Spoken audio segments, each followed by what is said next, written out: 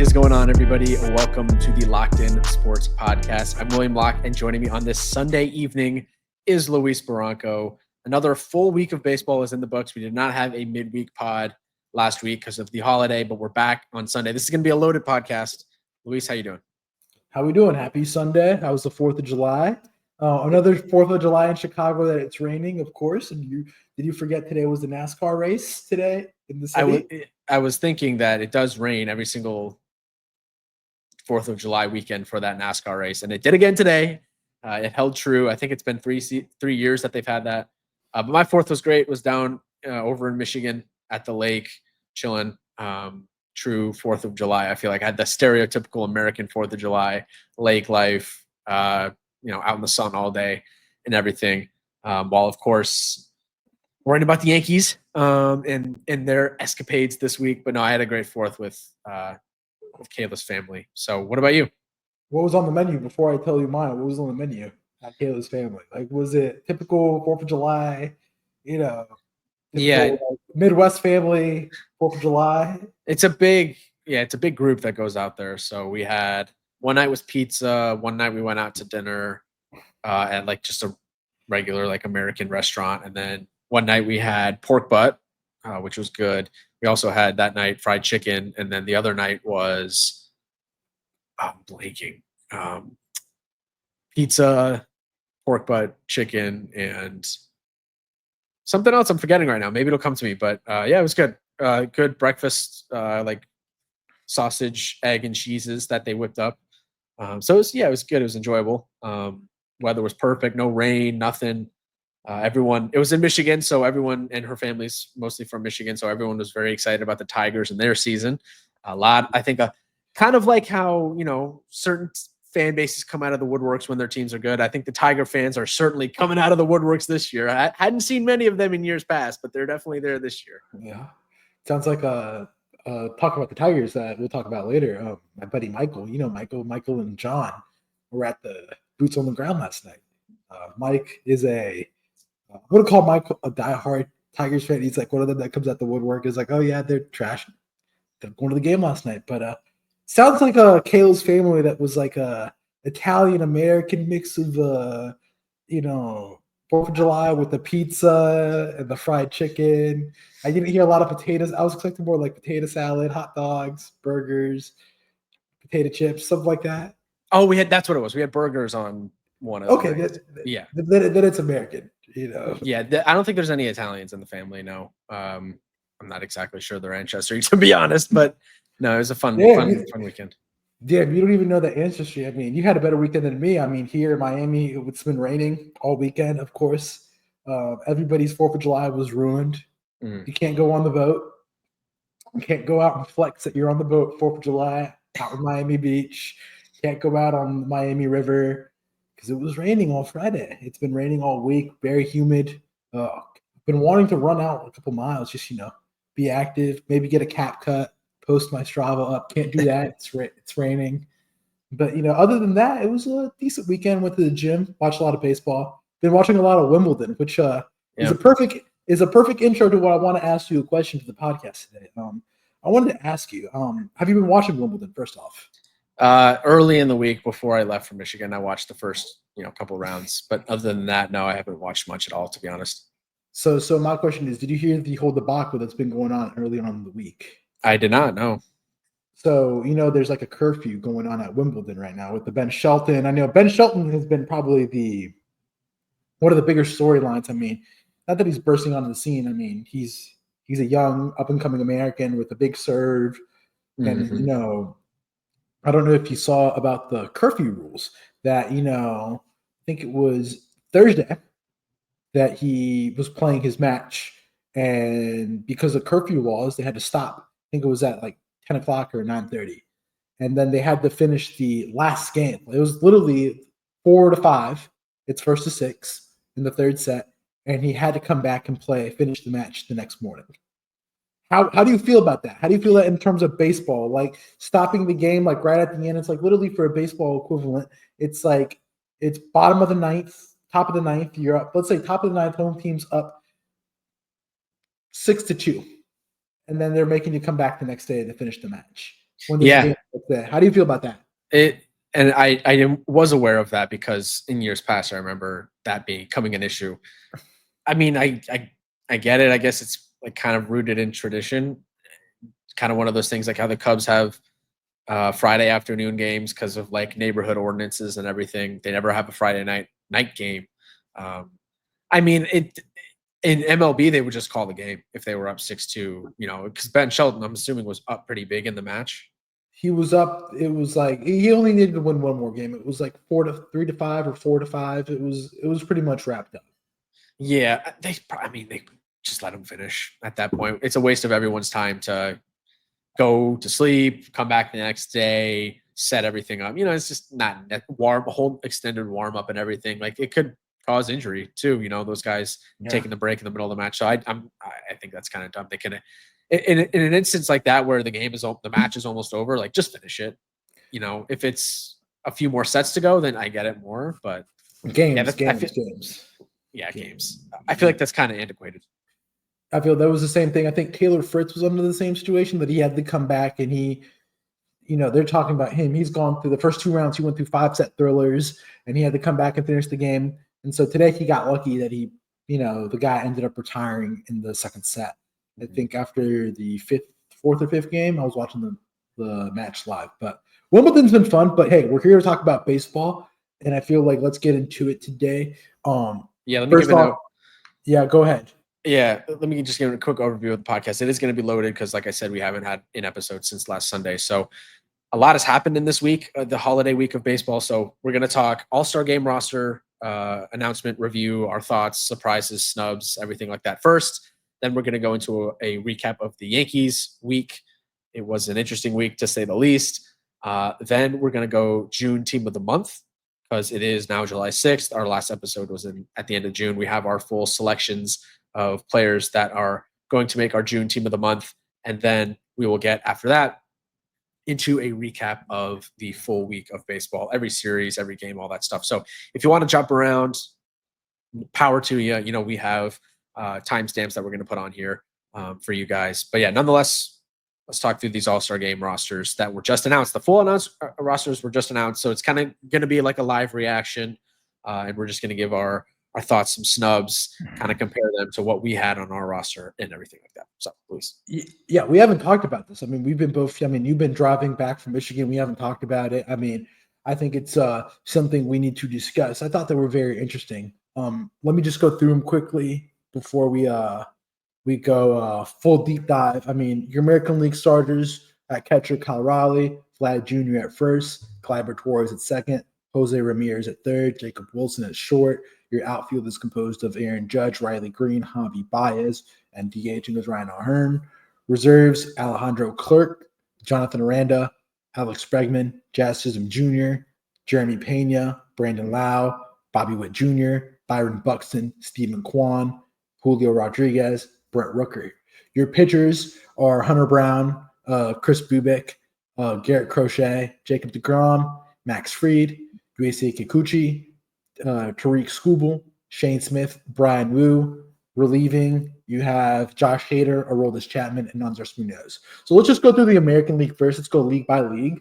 Mm-hmm. So, I mean, I think the starters, they got it right. I mean, the fans got most of them right. I feel like some of them will agree to disagree as to who should have started. I mean, Javi Baez shouldn't have started, in my opinion, but, you know, it's up to the fans. He has a huge following. I mean, you know, he has Bree Diallo pushing him on Instagram. So, I knew you were gonna say that. She got a couple 100,000 followers. You know, the people who really don't follow baseball and casuals would just push Mr. Javi Baez to the All-Star game. But as a reserves, I'm pretty happy that Jonathan Aranda made it. I did think it was two things I would like to note out. First off, I don't know if you read Chris Kirshner. He's a Yankees reporter. Mm-hmm. That Jazz Chisholm and Bobby Witt Jr. were not voted in by the players. They were commissioners' picks. So interesting note. That Bobby Witt did not make it by player voting, which is, if you don't know, the players make up the voting for the reserves.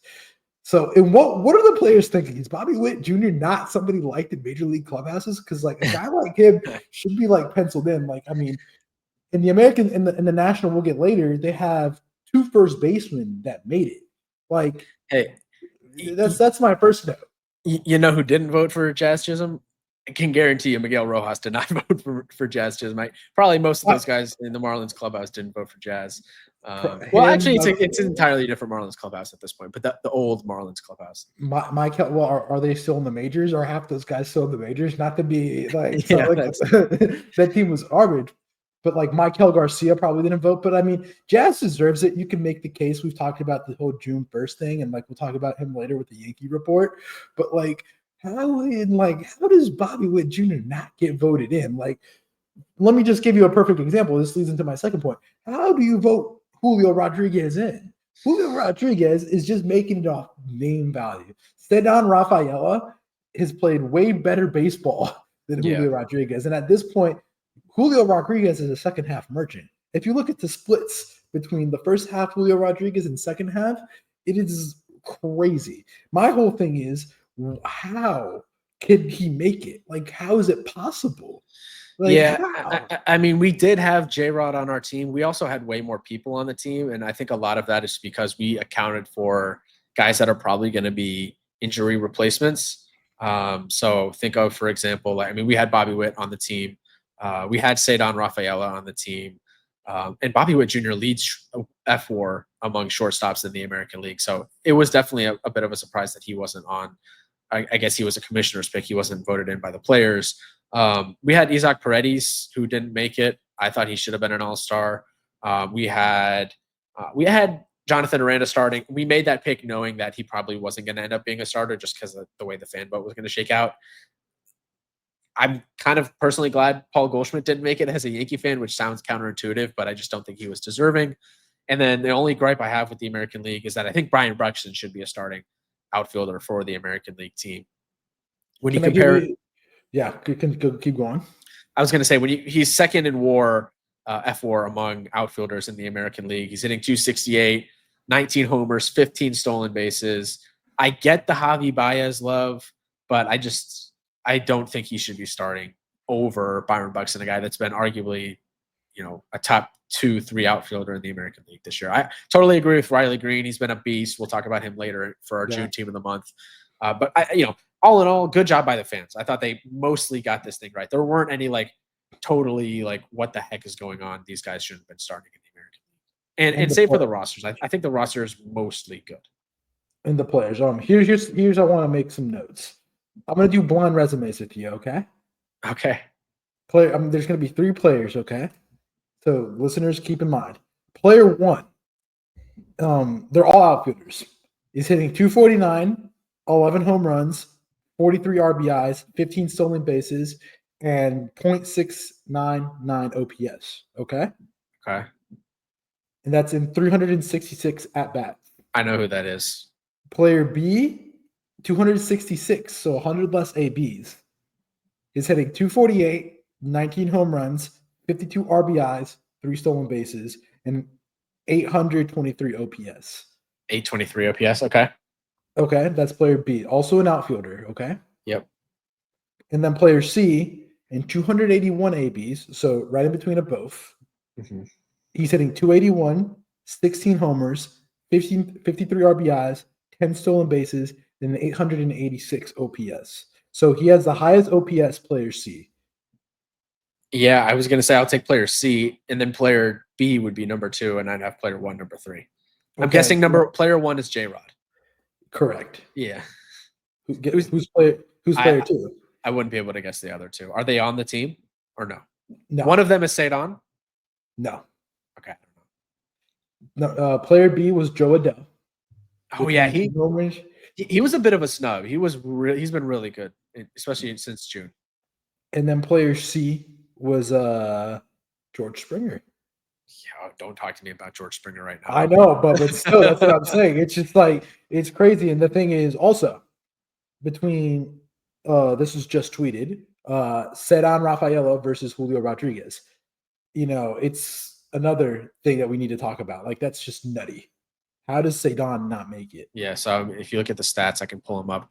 Cedon's hitting 257 with 10 homers, 11 stolen bases, a 101 WRC plus, 2.7 F4. He's probably the best defensive center fielder in the American League. You compare that to J Rod, sorry. J Rod is worse in batting average, 6 points better in OBP. Slug is heavily to Cedon, Rafaela. They're even in WRC plus. Rafaela has 0.4 more F4. J Rod has 1 more homer, 4 more stolen bases. Yeah, and then I think the defense is well in the to Cedon, who's probably going to win the Gold Glove out there in center. So I do think Cedon is probably a snub, and I think he might get in as an injury replacement, but I think he should have made the team. Period. So maybe part of that is that Boston hasn't been that great, but then again, Seattle hasn't been that great. So I don't get that one either. I think that was a miss. And then I'm okay a lot with the AL. I mean, you can also make a case for Carlos Navarez, but I think this is okay. They didn't Brett include Rooker. How do we feel about Brett Rooker being another DH? I was gonna say, I don't know. Do we need 2 athletics? I mean, good for him. It's his second All-Star appearance after his first couple seasons in the big leagues with Minnesota, San Diego, and Kansas City. He wasn't very good, and whatever happened when he came over to the A's, he's been really good. Hit 293 last year, 39 homers. Actually, wasn't an All-Star last year. Did most of his damage in the second half, but he was an All-Star in 2023, which was a weaker season than 24 for him. But the A's just weren't as good in 23, so they needed to find a rep, and he was the guy. 18 home runs on the season, 273 batting average. I would have been fine omitting him. We had Carlos Rodon on our roster. I think if we had the previous 2 starts into account when we were making our picks, he probably wouldn't have been on the team. We had Adrian Hauser for the White Sox. They went with Shane Smith. I guess I'm okay with that. I'm really glad they included Brian Wu. We got the Angels rep right. They went with UC Kikuchi, which totally agreed. And we nailed the relievers. We got all 3 relievers. So I feel like our picks were pretty accurate compared to what actually happened. No glaring snubs. I mean, Ernie Clement, maybe a miss. Paredes, maybe a miss. I think Cedon was a miss by the voters. We had Zach McKinstry. He didn't make it from Detroit. I got a question. How do you feel about? So let me just pull this logic. Jazz is making it off of a June. Okay. Do we agree that Jazz is making it from June? Yeah. And I know he's a commissioner's pick, he's a league office pick, but how do you feel that Junior Caminero doesn't make it? Yeah. You can use the same argument where Junior Caminero didn't start hitting it till mid-May, and he's been one of the catalysts for that Rays lineup. Why are we omitting Junior Caminero? Same logic. Yeah, 21 home runs on the season, and that's a really good Rays team. They're even with the Yankees right now in terms of record. I think it's interesting that Jazz was a commissioner's pick because we know that Jazz is the bigger name than Caminero. He brings the flair, the hype. He's really fun to watch on the field. I think he's like perfect for an all-star game. He's going to get mic'd up during the game. He's going to be there at the home run derby, and they're going to probably interview him during. He's going to be kind of the center of attention in a lot of ways in this all-star game. He plays for the Yankees. I love Jazz as a Yankee fan, of course. I do think Junior Caminero has probably put together a better season than Jazz altogether. But hey, at the end of the day, it's this all-star voting. A lot of it's politics. And I love Jazz. I'm the biggest Jazz defender. Like, you can name what players do I defend more than anything? Yeah, Jazz is always on that list. Clarke Schmidt, we'll get to him later, but he was a big one. I defend Jazz I will always go to war for Jazz. Like, Jazz is my guy. But I'm just saying, how do you not have Junior Caminero? Now let's go on to we already talked a lot about the AL. I mean, like you said, we're okay with Shane Smith. The only one guy you can flip flop for me is Kikuchi. Okay. Maybe you send Joe Adell and you send another pitcher, but it's just what other pitcher would you send if you think about it? For the Angels, maybe Soriano, but I think Kikuchi's been more consistent. No, just in general. Oh, just in general? Yeah, another pitcher. If let's say you say Joe Adell instead of Julio, and then you send another pitcher in the AL. I mean, it's like Rodon, but again, the past couple starts, no. So I think this is mostly good. You could have made a case for Tyler Malley, but he's been hurt since early on. I mean, there's just not many other pitchers to send that are like, think they got it right for the most part. Where I clearly have gripes is the National League. And I'm going to go through the National League. So the catcher's Will Smith, Freddie Freeman's at first, Ketel Marte at second, Manny Machado at third, Lindor at short, Ronald Acuna Jr. outfield, Kyle Tucker, and Pete Crow Armstrong with Shohei DHing.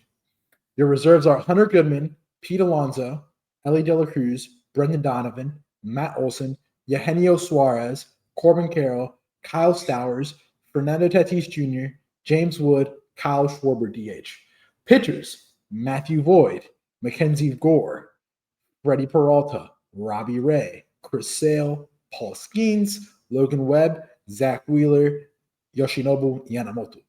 And then you also have Jason Adam relieving Edwin Diaz and Randy Rodriguez. Can we also just talk about the air ball, what the players screwed up on? You're not sending Andrew Abbott for one. That was a major fumble. I think Andrew Abbott might be the biggest all-star snub. You're not sending Andrew Abbott, and they're not sending CJ Abrams, who CJ Abrams ranks 1 in OPS, 2nd in slugging, 2nd in OBP, 2nd in average, tied for 1st among WAR among NL shortstops, 4th in homers, and tied for 1st in second baseman. You also don't send Trey Turner. Trey Turner is even bigger because Trey Turner ranks top 15 in Fangraphs WAR. He's the only player in the top 15 of Fangraphs WAR that's not going. And we are sending. Who are we sending? We are sending Eugenio Suarez. Which, don't get me wrong, Eugenio Suarez is very deserving. You can make a case for him, but holy airball, this guy is top 5 in hits too. Also, Fernando Tatis is making it based off of a freaking name right now. And don't get me wrong, I'm a Tatis defender, but man, since May 15th, Fernando Tatis' slash line is 216, 321, and 335. As of May 15th. Yeah. Like, oh boy. And then also, Juan Soto's not on the list. Like, don't get me wrong. We are not Juan Soto fans. But when you put his resume in comparison with Corbin Carroll, Juan Soto has everything higher except slugging. And he's tied with Corbin Carroll for stolen bases, which if you would have told me that, that's ludicrous. You know, that this NL side is just straight up nutball. Like, it is just like a holy airball. Yeah, I think the biggest omission or the biggest fumble on in terms of the voters and the fans and the commissioner, or sorry, the players, the fans, and the commissioner that all have a hand in this. Trey Turner not starting, not on the the fact that he's not on the roster to me is insane. I mean, he's leading shortstops in the National League in F4 by 6. He is hitting .301, which is better than Lindor and Ellie. He has 11 home runs, 22 stolen bases. I think the argument would come down to Ellie versus Turner to be the starter. I don't think Lindor should be the starter, but again, he plays for the New York team. He's the biggest name among the 3. He got the starting nod by the fans. Turner, though, when you look at the numbers, is having a better season than both of those guys. Ellie does win an OPS compared to Turner, and Abrams and Lindor. I think it should be Turner. I can't believe Soto is not on the roster. We knew James Wood wouldn't be the starter based on where the voting was going. I think he should be an outfield starter over probably Kyle Tucker. That's what we had. We had PCA and Acuna in there. The fact that Soto's not on the team to me is kind of mind-boggling. So that was a fumble. No Christopher Sanchez. I think that was a miss. We had Hunter Goodman as our Rockies rep, and that did pan out. We did not. We had Eugenio Suarez. We had Horner from the Cubs. I think he might end up being an injury replacement here at some point. Andy Pajes, that's another fumble by the voters. I think he should have been on the roster. He's deserving. We picked Kyle Stowers correctly. We did have Tatis. I know he hasn't been great of late. In terms of the pitchers, we didn't have Matthew Boyd. He made it. Mackenzie Gore, we had it. We also mentioned, or we didn't mention that Clayton Kershaw made it as like a commissioner's legend pick for his career accomplishments, kind of like what they did with Pujols and Miguel Cabrera, which the first thing that came to mind is, okay, does that mean that this is his last season? So yeah, I don't know. I think it's nuts. I don't know how, Kershaw, congratulations, but like there's so many snubs in my opinion. Yeah, Jason Adam is fine. He's had a good season, but like the pick is fine. He's obviously a great player. I mean, you could have gone Robert Suarez. I know he hasn't been himself for the past few outings, but I still think he's put together an all-star caliber season. I know you weren't a huge fan of the Edwin Diaz pick. He makes it, no surprise there. And then Seiya Suzuki. I think Seiya Suzuki was a bit of a snub from the Cubs. I had him as our backup DH in the National League. He missed the team. The starters. I mean, we had Ellie there. We had James Wood there. We had Logan Webb as our game starter. They announced the game starters, right? It's Skeens versus I think Skubal, right?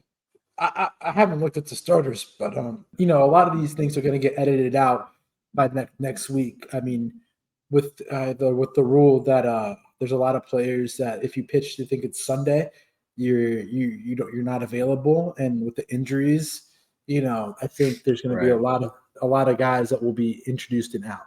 But the Clayton Kershaw pick's very interesting. I mean, does that mean he's retiring? Is he gone after this year? So that's what I'm wondering. I don't know. To me, that's what it sounds like. Yeah. Or is it you need an old head pick? You need diversity into the game. You need to put an older statesman because the game's getting too young. I mean, they hadn't done those legacy picks, like I said, since Cabrera and Pujols. So I would think, and that was in their last season. So I would think that means this is their last season or his last season. So all in all, great roster, but I mean the NL is just straight up wrong. So yeah, we have some major gripes with the National League, but whatever. It's not a perfect science. What means more to me, I think, at the end of the season is the all MLB team, because that's encompassing of the full season versus just like the first half basically of the season. So we'll see where that checks out, and that's where I would put more energy, I think. And I think the biggest thing we need to talk about, and I think it kind of highlights what we talked about last week, is that when we talk about the AL and NL rosters, you see that there's a lot more grabs in the NL. Like the AL, we're like, all right, cool. Like if you were to serve this up to us, we're like, cool. It's like a steak. You just need a little bit of seasoning. Now, the steak that they gave up for the NL, like the food that they brought us out is something like, hey, take it back. Where's our side items? Like, what's going on here? Like a lot of guys were just like, whoa, what's going on here? So regardless, it remains to be seen with all of these picks that have to get edited because of injuries and whatnot. So yeah. All right, let's keep it moving. Let's get to the Yankees week in review. Luis, I'll let you tee it up. And as we continue with this week, it's another week. Another week has gone by with Yankees baseball. As we were not live the other day talking about the Yankees, well, we will be encompassing the week that was for the New York Yankees. And the Yankees do have a thing, with us. I think they know, or they secretly know when we record podcasts because they always win when we record. Because William is not coming out full guns blazing today. I'm coming out full guns blazing today. Don't worry about it. Oh, you're gonna. I'm not falling for the winning the rubber the final game of the series to salvage it anymore. I'm not falling for it. You're not following it anymore. You're not gonna fall for it like every other week that you've been like, oh well, they won the game. They got Freed and Rodon coming up, or they have Clarke Schmidt coming up. But it was a week from hell, to be honest, in the Yankees. And as we always do on this podcast, we review the week that was with the New York Yankees with our Yankee fan aficionado, Mr. William Locke, who's been a Yankee fan since birth. And this week, the Yankees have had, like I said, a week from hell. They were swept by the Blue Jays. They lost on Monday 5-4. On Canada Day, 12-5. They lost. And on Wednesday, 11-9. Thursday, 8-5. They played the Mets on Friday at Citi Field, and they made the Mets look good. The Mets looked like crap leading up to the series, and of course, they make the Mets look good. Mets won 6-5 on Friday, and they won yesterday 12-6. Today, they got the rubber match off of Max Fried, and they won 6-4. The Yankees had the week from hell. And I think I will cut my my intro out. I would just like to ask you a question before you take over and talk about guys like Anthony Volpe and whatnot. It was last night And I wanted to text you this, but I'm like, I don't want to ruin his night. I know you're having a wonderful night with Kayla's family, and you're enjoying the beautiful Michigan water, just beautiful lake water, not ocean water, lake water. And I want to ask you, with the Savannah Bananas with a baseball game right now versus the New York Yankees, I was watching the Savannah Bananas pack out Fenway Park last night. There was nothing on television, so I'd like to ask you, New York Yankees or the Savannah Bananas? Well, I still think the Yankees would beat the Savannah Bananas. But it was a very frustrating week. You mentioned it. 1-6. You lose Clarke Schmidt for the season. Looks like he's going to get Tommy John. Fernando Cruz got hurt. I think that was early in the week. He's probably going to be out for a while with the oblique. And then, we probably not going to see Clarke Schmidt till 2027. We can talk about the individual. Go ahead. What? Can I just note something? Like, when you talked about those two injuries, can we talk about the malpractice going on with the Yankees with the Clarke Schmidt injury? They already said, first off, last week, he already had, his start pushed a day because he wasn't feeling, his shoulder he wasn't feeling that great. So they pushed his start a day, and he pitched on Sunday, correct? If I remember correctly, he was supposed to pitch Saturday, and he was moved back a day.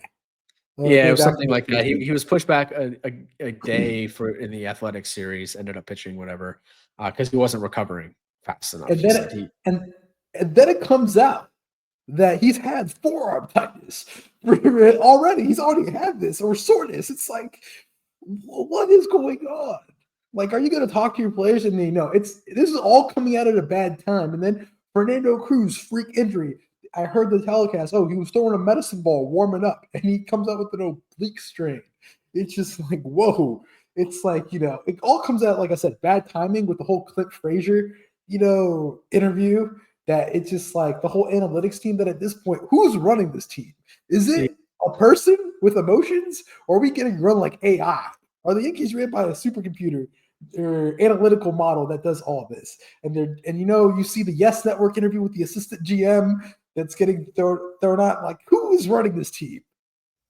Yeah, it's funny. And you also had Luke Weaver getting rushed back from injury with the hamstring too quickly. I think the initial diagnosis was like 4 to 6 weeks. He ended up coming back in, was like 2 or 3 weeks, like way ahead of what they were projecting for him. And he's been terrible since he's come back into the fold. Can't locate. Yeah, and he can't locate. And that's a story from this week. Is the bullpen's been really bad since losing Cruz, since Weaver's come back. Mark Leiter's been getting run out there. It feels like every single game. The bullpen's been extremely taxed because the starting pitching isn't going deep into outings. We had Will Warren give up 1 million earned runs in the first inning of that game. That somehow the Yankees almost came back to win on Wednesday night. Will Warren, 4 innings, 8 earned runs, 10 hits. Really bad outing for him that day. I think what really, we can talk about the individual games and everything. I do think the conversation around this Yankee team this week should be more high level. And I think it's more than just the individual games, because we knew the struggles were going to come. I don't think we knew they were going to be this bad. And it's every single season they're struggling in June and July. This has been a thing since Aaron Boone has been the manager. But I think it's more than the manager. I think the biggest problem with the Yankees right now is like the organizational arrogance that they carry, and they think, oh, we're the New York Yankees. We can show up and we can overlook things like playing solid foundational defense, the fundamentals of the game, PFPs, bunting guys over, moving guys over, getting guys over by hitting the ball the other way and stuff like that. They overlook that stuff because they think they can just walk up to the park and win because of their name. They think people are going to be intimidated by them because they're the New York Yankees. But in reality, the Yankees are, if you look at them, 21st century, they're at any other franchise. They're not any better than any of the other franchises. Maybe some, but nothing makes them the best of the best in the 21st century. They've won 2 World Series. You have teams like the Giants, they've won 3, right? The Red Sox have won 4 this century. Your biggest rival has won more World Series than you this century. The Dodgers have won 2. So the Yankees aren't anything special. It feels like the front office is kind of running off the coattails of what they did in the late 90s and early 2000s. And then you go back even further, like Babe Ruth, Joe DiMaggio, Lou Gehrig, all those guys. But at the end of the day, it's great that the Yankees have history. They're the most storied franchise in American professional sports. but that doesn't get you anything in the present day. Like opposing teams don't care about that. Opposing organizations don't care about that. The front offices don't care about that. It's not affecting your win-loss record in 2025. And I just feel like the Yankees carry themselves with this arrogance that this current front office has no business being this arrogant the way they've approached roster construction. You look at what they're doing. I think it's a farce that they continue to run Jazz Chisholm out at third base when he's clearly not a third baseman. He makes a few plays here and there because he's athletic and he's very talented. His best position, and there was an Athletic article that came out about it this week, his best position is second base. Why do they keep running him out there at third base when you're getting a guy like DJ LeMahieu? And I think this is where the arrogance comes in. DJ LeMahieu, a guy that they continue to run out there because he's a good dude. And if you're a good dude in the Yankees, that's going to get you at least 2 to 3 years of continued playing time. They paid him a ton of money, right? And their refusal to admit that, hey, we probably shouldn't have paid this guy, was it like $15, $20 million a year, because he's not good. And they paid him the money for past performance, not what projected to be paid, what he was projected to do in the future, right? And then you have this analytical thing. You mentioned the assistant GM going on Yes Network talking about how great their model is. The model's won you nothing. The model won you one American League pennant. And guess what? There is one major outlier in what the Yankee roster had last year and what it didn't have every other year since 2009. Last year, the Yankees had 2 top 5 hitters in the game. You had the best on-base guy in the whole American League, the whole MLB, in Juan Soto. And you had Aaron Judge on the team, a guy that won the MVP. It's no surprise. It's no secret as to why the Yankees made it to the World Series last year. It's because they had Juan Soto and Aaron Judge and a healthy Garrett Cole. It's not because of their analytic model, whatever they got going on. It's really not that deep. And I can guarantee you the Yankees are not going to make the World Series this year. I think we can pencil that in. And they're going to go back to the drawing board at the offseason. And nothing is going to change, though. And that's what's frustrating as a fan. I think if we truly want the Yankees to change as an organization, it starts at the top. It starts with Hal Steinbrenner, and it starts with the fundamental approach that they take to building out an organization. I think the player development system needs a complete overhaul because they're not developing fundamentally sound baseball players. And we see it day in, day out. Every single time a ball is hit to the infield, you get nervous because, you got Volpe out there, you got guys out of position. So I know that's long-winded, but I do think if we truly want the Yankees to be better moving forward, whatever, a better organization moving forward, it starts at the top, and it starts with the core principles that they teach, and they need to get rid of this arrogance. Yeah, no, I just, you hit on a lot of the points. I wanted just to start out to talk about, I think we should lay off Boone. I understand, and I came critical at you. Yeah, I think it was last year. And I think we were talking about Ollie Marmol. And I was like, screw this manager. He sucks. He sucks. He sucks. It was 2 years ago because I was watching the Marlins Cardinals when the Marlins were just even worse than they are before. And they were, Marlins were just dogpiling the Cardinals on 4th of July weekend 2 years ago. Yeah. Okay.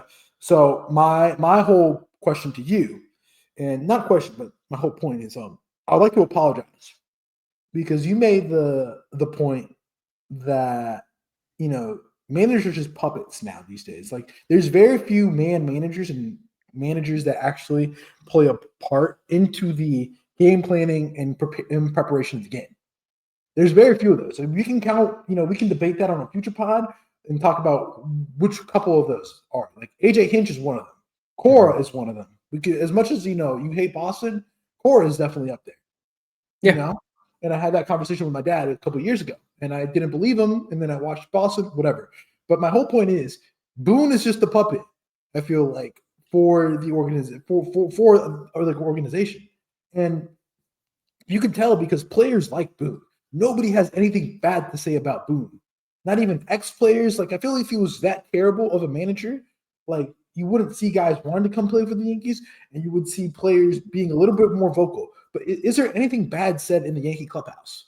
No, they all love him. And I think, you're making the key point is it's not Boone that's setting the lineups day in, day out. It's whatever analytical model that is spitting out these lineups every single day. Look at it. You had a dude, Jason Dominguez, go 4. Yes. He went 4 for 4 in a game He's been the hottest hitter on the Yankees, and then he gets moved down like 3-4.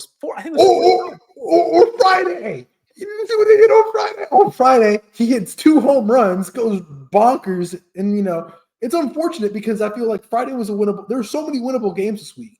Friday, he hits 2 home runs. Judge hits a homer. It finally feels like they're getting their groove back. And guess what? He's out of the freaking lineup, or he's moved down to the bottom of the order. It just doesn't make sense, and I just feel so bad for Boone because I feel like Boone is just like the guy that all the fans are going to come after. But in reality, it's literally up top. And I think we made this point 2 years ago when the team was garbage that it's up top. I mean, yes, they developed good pitchers. Clarke Schmidt's a good pitcher. Will Warren is something. Michael King is something. Catchers, but man, Anthony Volpe, what does he have to do? Leaving 159 bases, runners stranded. Austin Wells. It's like they've developed all the good catchers. Augustine Ramirez, Carlos Narvaez, JC Escara. Bro, put out JC Escara. I would defend JC Escara. And they put out Austin Wells, and it's just these guys are running.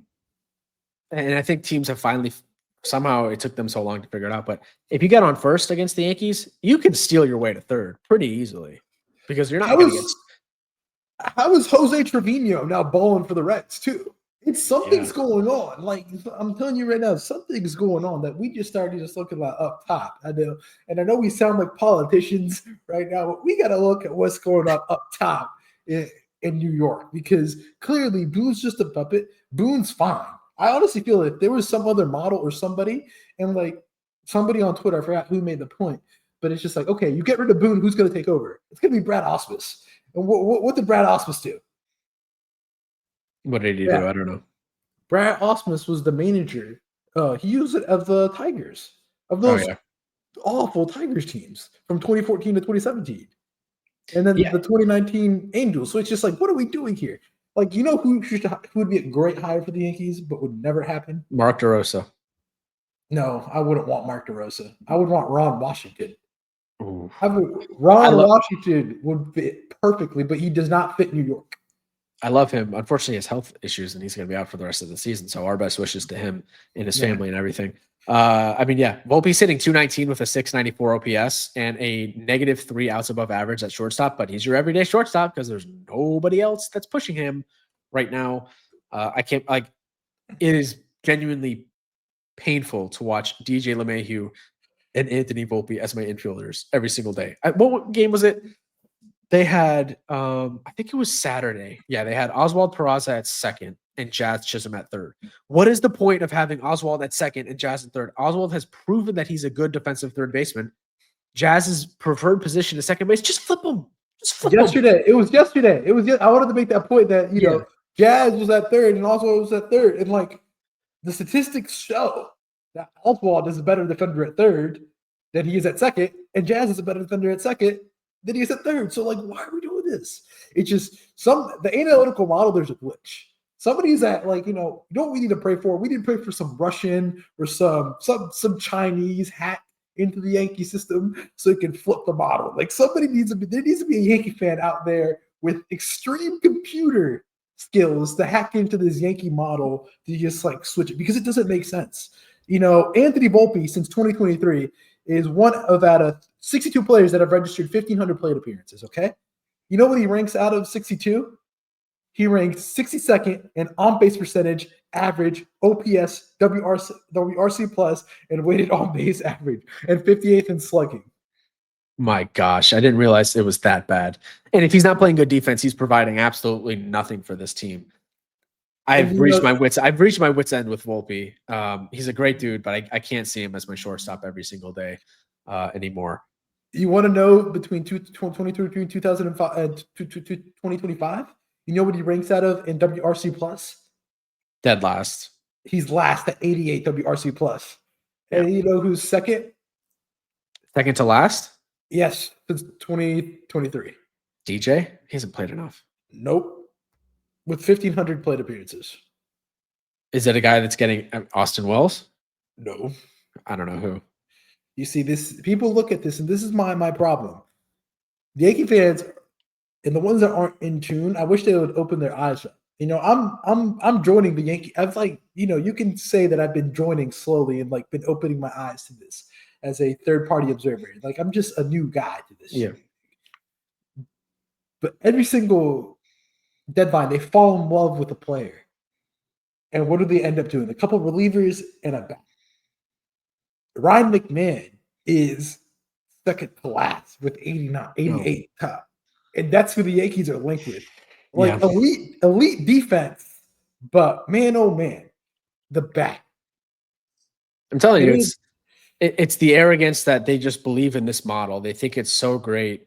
And remember last year when they refused to put Clay Holmes to move him out of the closer role? It took them till like mid-August when it was so obvious, month after month, outing after outing, that he was not the closer anymore. And then they finally did it, put Weaver in there, and guess what? He was great. And that, I guarantee you, that wasn't an analytical call. That was them finally saying, all right, maybe we should go against the model here. And guess what? Sometimes just going off X's and O's, what your heart's telling you, is the better decision. And whatever model the Yankees have is just totally broken. The lineup construction day after day is just mind-boggling. And there's no consistency either. So these guys are hitting in different spots every single day. It's just except for Judge, who's either second or third. I mean, they move him between those two spots. But I mean, look at Bellinger's week. He went from second, third, fourth, third, fifth. I mean, yeah, I don't know. It's frustrating, and they got to figure out the infield. They got to get a better defender. They got to get bullpen help. They have to have a busy all-star or a busy trade deadline, because now you're chasing in the division, and there's no guarantee you make the playoffs at this point. Well, what's even crazier is I think to that point, okay, we're in July. We're about 3 weeks away from the deadline. There's a lot. I feel like there's 4 cornerstones on this team. Dominguez over the past month has shown me he needs to be there. Like we're finally seeing what they were talking about in the minors. Dominguez, Judge, and Jazz. The 3 J's. These are the only 3 guys that are safe. Only 3 guys that are safe. If they go down a cliff for the next 2 weeks, I'm trading Devin Williams, Luke Weaver, and Trent Grisham and Goldschmidt. Best return possible. I'm trading Bellinger too. I know that sounds crazy because he's been balling out, but contractually, given his age, he's 30, he's got a player option. I think it would be smart if things go way south, and I would be very shocked if the Yankees end up being sellers at this point. But if they really wanted to punt the season, they would trade Bellinger too. Then you also have Cam Shittler pitching on Tuesday, which is interesting. Why start the clock on him now? I just think there's a lot of things going on with this model. Like we need to really assess and look at, because what my fear is for you guys, and my fear for the Yankees is that they try to salvage this season and they make moves that severely hamper the future of this franchise. Mm-hmm. And I'm going to ask you these questions, and you're going to say yes or no. Does a Eugenio Suarez save the season or change the outlook of what the season can be? I actually think he could, if it means Jazz is playing second and Eugenio is at third base. I do think that could salvage the lineup. But the lineup is fine. We've seen this week the lineup's not the issue. It's been the pitching.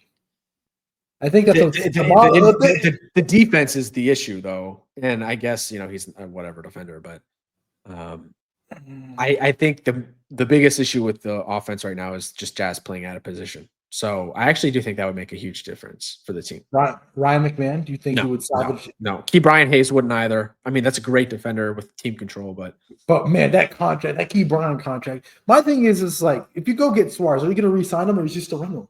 You're literally going to give up, and the market is going to be crazy for him because you already hear Detroit's going to be involved. Cubs are going to be the biggest buyers out here. Cubs are going to be buying like they're going to have daddy's credit card going around and buying at the deadline, looking for third base, starting pitching, everything. So which one would you be comfortable with? So you think Suarez would save the season? Save the season. What's save the season? Win the World Series? I don't think there's any trade that's going to help them win the World Series this year with all the pitching injuries. I think get to the World Series. Get to the World Series, I think he significantly helps your chances. Yes, I do. Because look what we're doing in the middle infield right now, dude. We got DJ LeMahieu, the corpse of DJ LeMahieu out there every single day. Okay, now my question is, do you think the Yankees go out and get a starter at the deadline? I mean, they should at this point, which is crazy considering where we were 2 weeks ago with all the pitching depth we had in the rotation. Now it's gone with the Schmidt injury, the Yarborough injury. Heel, who knows? I mean, I feel like it's going to be another month on heel. So, do I We think won't they see get a it. trade? Did they think they get a pitcher? They'll probably go bullpen, and they'll probably tell you that, hey, Luis Heel's our pitching acquisition at the deadline. And somehow hope for Stroman to get some type of form. Oh my god! I mean, if the Yeah, Yankees make the playoffs and I see Stroman start a playoff game, it's going to be, if the Yankees do make the playoffs, and it's a major if, it would be Fried, a healthy Heel, and Rodon as your three dudes. And then maybe if you go with a fourth starter, it's a Will Warren or a bullpen game. But they need so much bullpen help now because I don't think Fernando Cruz is going to be back this season. I've been saying I think I would be very content if y'all just went bullpen crazy. The problem is, and like I said earlier, I think the prices are going to be so high that you're really going to have to sacrifice a lot of the future of this team going forward. And it's just like, okay, you look at the team, and the lineup is just only four guys. I just don't like Volpe, Wells don't inspire any confidence. And we're gonna have tough conversation on Stanton soon. Like I've been saying this over chat with you, and you was like, "Oh no, but he hit a home run today." And I'm like, if the bat's not popping, then what's the point of you being in the lineup? I just rather give those at bats to Ben Rice. And at that point, Ben Rice, I understand Ben Rice is could potentially become a good MLBer, but at this point, like, is he World Series or ALCS caliber everyday DH player, everyday player that can be there in the lineup? I don't know. Borderline. I don't think he's there yet. Yeah, he's borderline. I mean, you talk about the expected stats, and he's a darling in that regard, but not the actual counting stats. Yeah, the Giancarlo contract is brutal, man. 32 million this year, 29 next year, and 25 million in 2027.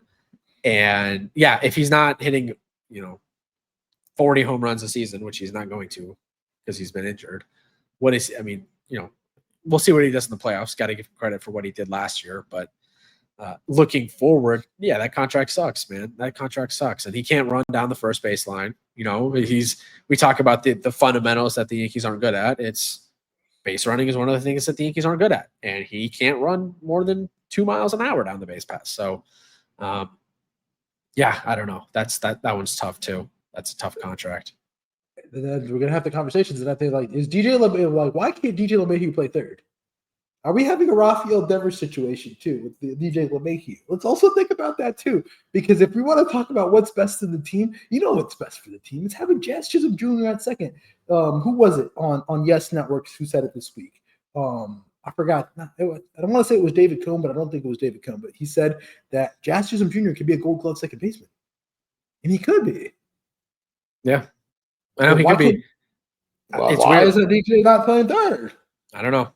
Are we just playing a politics game again because of contract and tenure on the team and because DJ's a liked guy? These are all questions that we would like to be answered. And like I said this point a couple weeks ago and you didn't want to accept it. I said we are one injury away to Mark Leiter Jr. and Fernando Cruz to seeing a career minor leaguer pitching meaningful innings this season for the Yankees. And what has happened? Yeah. No offense. And like I said, they have so many issues that I feel like, okay, you get IKF. Does IKF save the season at third? No. I mean, at this point, you're going to need Suarez and IKF at this point. Yeah. Suarez, IKF, and a bunch of relievers. And then at that point, what's the price? What are you giving up in return? You're giving up so many assets. And you're really depriving your farm system, which I feel like the Yankee farm system is very underrated because there is quality guys right now. It's just because it's the Yankee system, those prospects get down. Dodger prospects get like 20% like increases. And I'm not saying that, but it's true. Yeah, on the DJ point, remember last year when they were talking about how the Yankees were going to DFA him, and then some of the unconfirmed report. But some of the Yankee players came in and said, let's not do it. He's a good guy. We like him. I don't know why he's playing every single day. Why is he not playing third base when it's so obvious that he's played third base before. They can just make the swap and let Jazz play second. Goes back to the kind of Aaron Judge, the post-game comments he had on Saturday. He said, every good team goes through a couple of bumps in the road. We can't let it alter what our ultimate goal is. And I just want a little bit more, I think, from a captain of a team when they had lost, 6 straight at that point. I just want a little more juice. That's not him, though. I know he's not. We said it before. That's a Stanton thing. That's the Stanton thing to do. Who's the guy that's just going to get in somebody's ass in the locker room? Pause. But Jesus. But you know what I mean. Yeah, that's Stanton and Rodon. Like I don't understand that. I mean, like if I was in that locker room and I heard that, I would be like running through a wall. You know me. I hate losing. Like you know me. Yeah. We also had if I was in that locker room, I think I would be breaking things. We also had the Boone quotes from earlier in the week after one of the losses, him saying to the team post-game that they're still one of the best teams in the league, the best team in the league. And I think that ties back to the organizational arrogance and like the coddling that some of these guys, or the team gets. They're not the best team in the league. Come on. Do you think they believe they're the best team in the league? Because they're not. They're not the best team in the league. They're not even close to the best team in the league. Detroit pumps them in a 5-game set.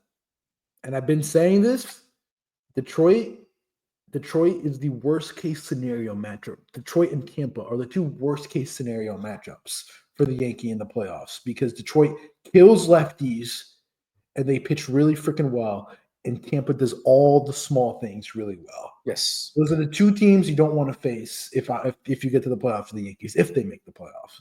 Detroit beats us. Astros beat us. Toronto.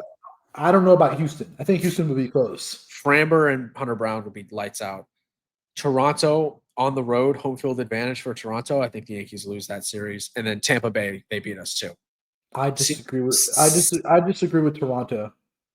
Okay. This Toronto series really showed that, the Yankees were out of all. The Yankees had a chance to win all 4 of those games. Yeah.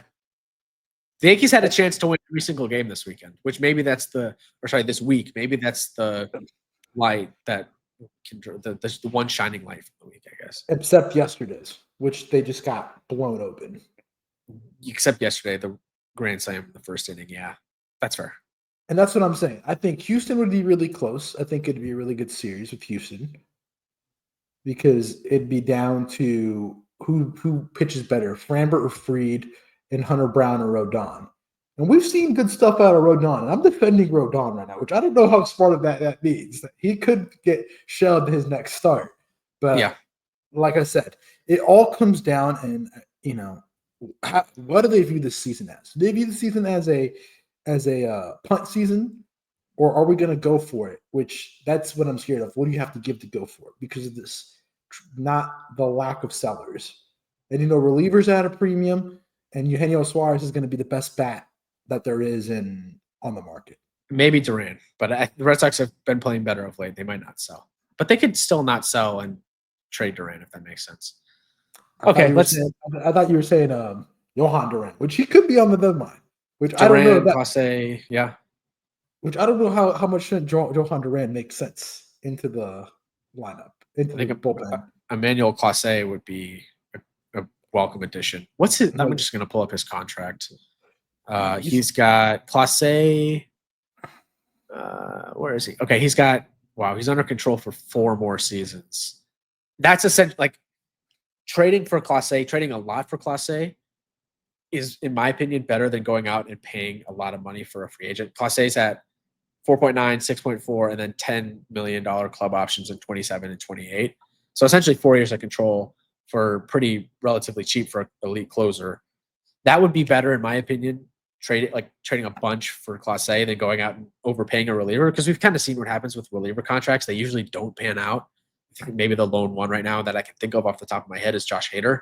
That's worked out really well this season. But I think of a Tanner Scott and what the Dodgers gave him. That really hasn't worked out. That would make a lot of sense. It's going to require a king's ransom. But I do think trading for an elite, like a Munoz, not a Munoz, Duran or a Clase would make sense, because the Yankees, Weaver and Williams are both free agents, and I don't think they're going to re-sign either of them. I just think the capital you're going to have to give is so much. That's like I said. I think you're really underestimating right now. I can tell the capital.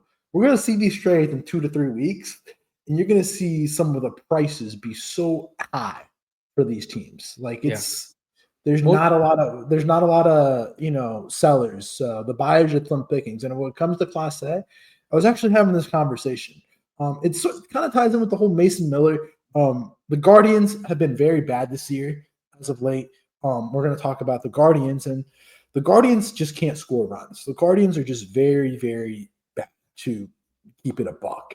They've lost today. They lost a crazy game. They've lost 10 games in a row with 5 shutouts, and the team's already fallen behind the Tigers. The Tigers are already close to 60 wins. They're on fire. They're not going to get the wild card with how good the AL East has been and how good other teams are in the West. So I feel like moving Class A would be the smartest thing they can do, get a good return. The Guardians have a really young nucleus. You're going to have the Lautner coming up soon, Bazana coming up. They lost Luis Ortiz for gambling, which, of course, you can get on your little gambling, book that you always get on. Yeah. But I feel like, again, closers is one of that position. I was talking with John about this.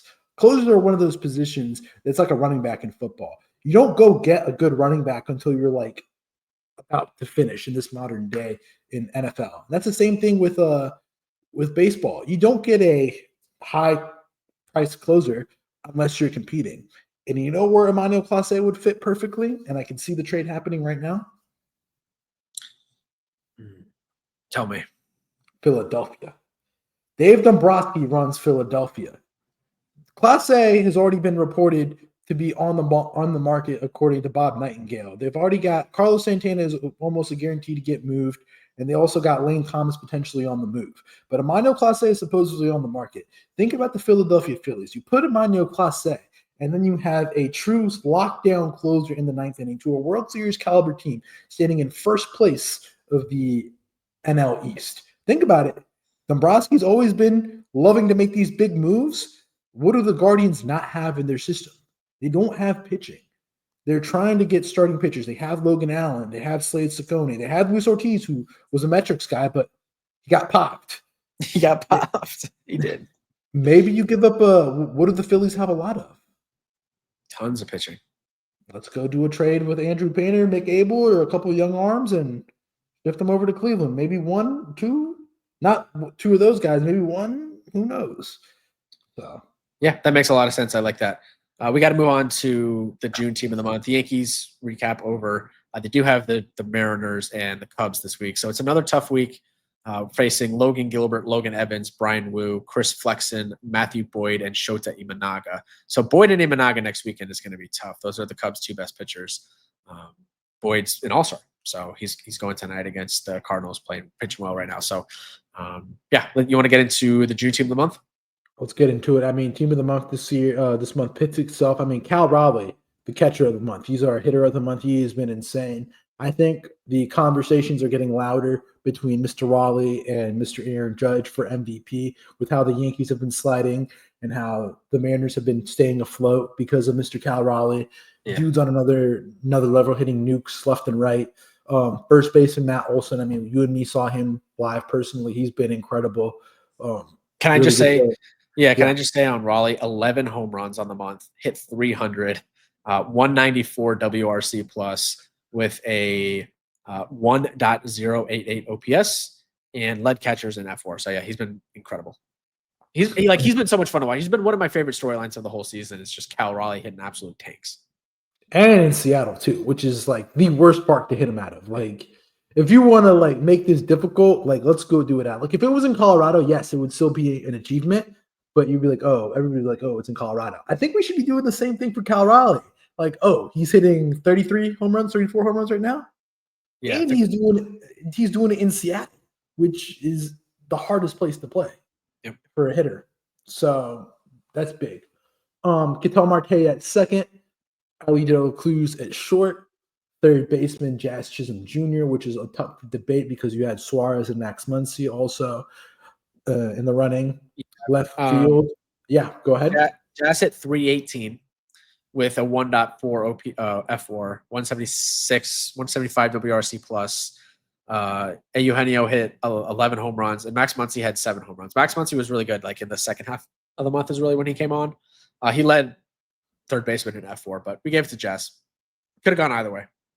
Let's go to Jazz. Then we got Riley Green on left, Buxton in center, Juan Soto in right, who's really turned it on. We're going to honorably mention Ronald Acuna. Talk about a dude coming off a second ACL and just without missing a beat, one of the clear talents of the game.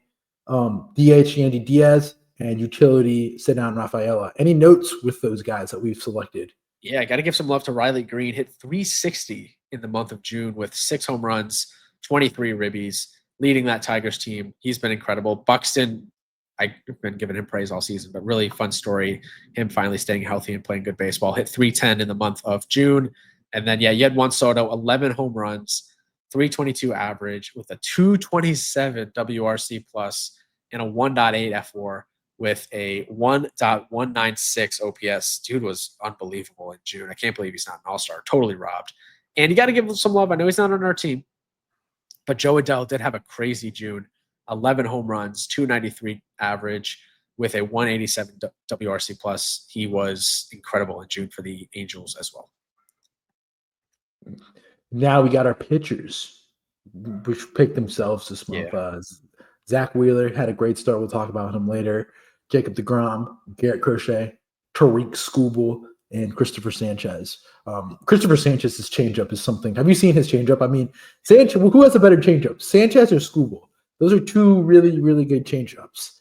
Yeah, they're both. Which would be more scared of, to be honest?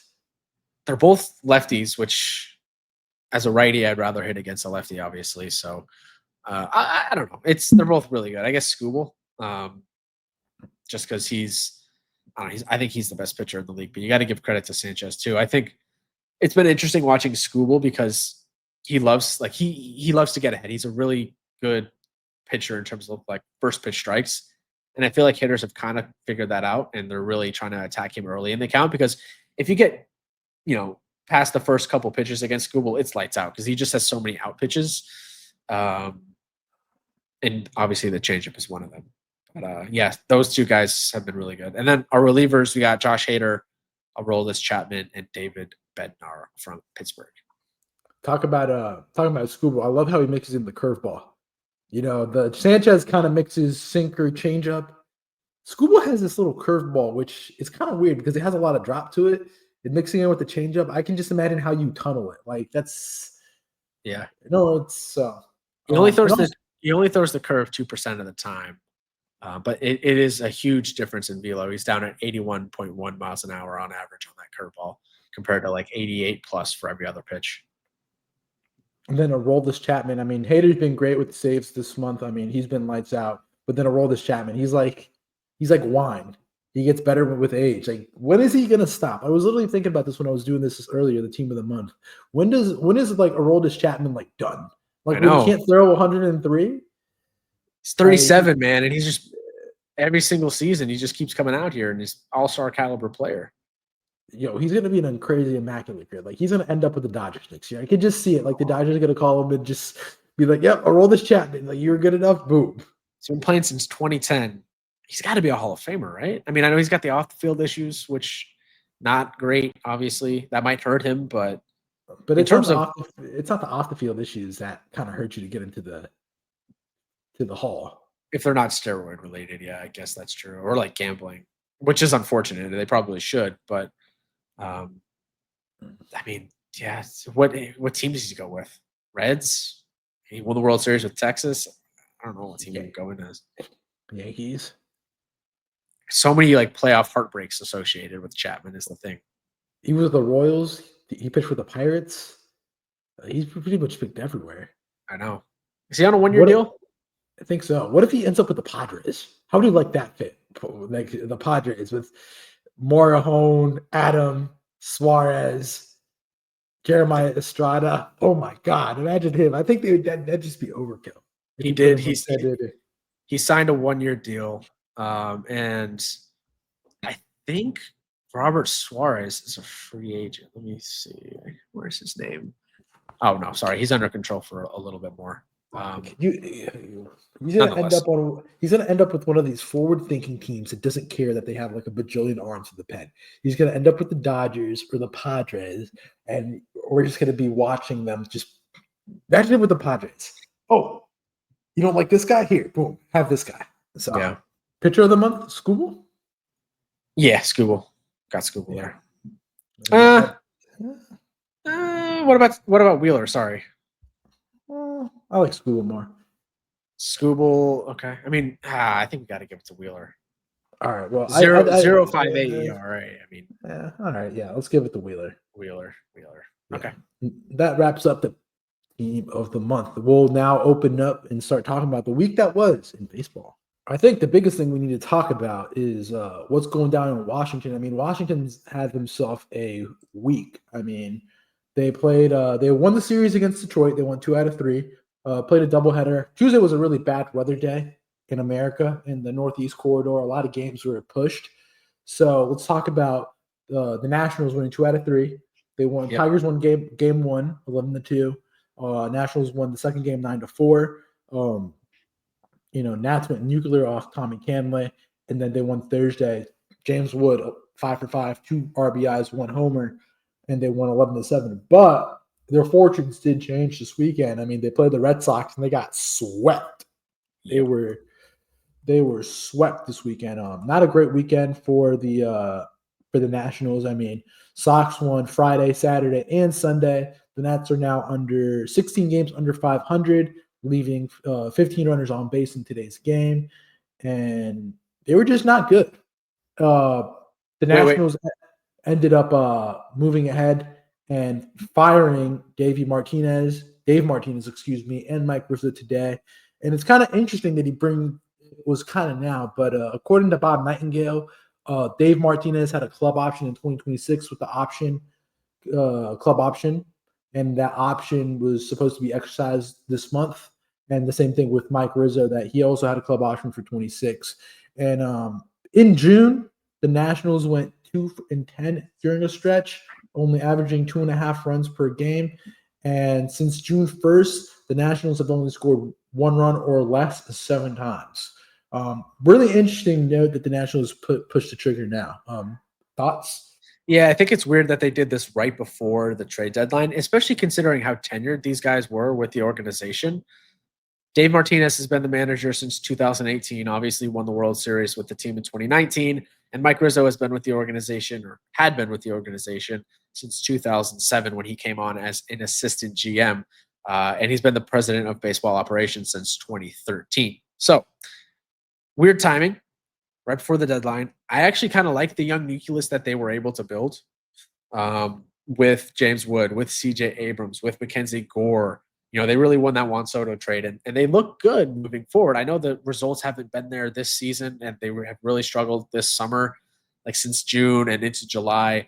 In terms of like Dylan Cruz, he's been injured. Maybe hasn't panned out the way we thought he would in the first half of the season, but I still think he's a guy that you can build around moving forward. It just feels like weird timing, and especially considering I think this was going to be a really important trade deadline for them, because we know they're not contending this season, but the moves that they were going to make this deadline in trading guys like a Michael Soroka, who's been pretty good for them, trading Josh Bell, he's not been good, but you could probably get a decent return for him. Maybe trading Kyle Finnegan, one of the better relievers in the sport. He's a pending free agent.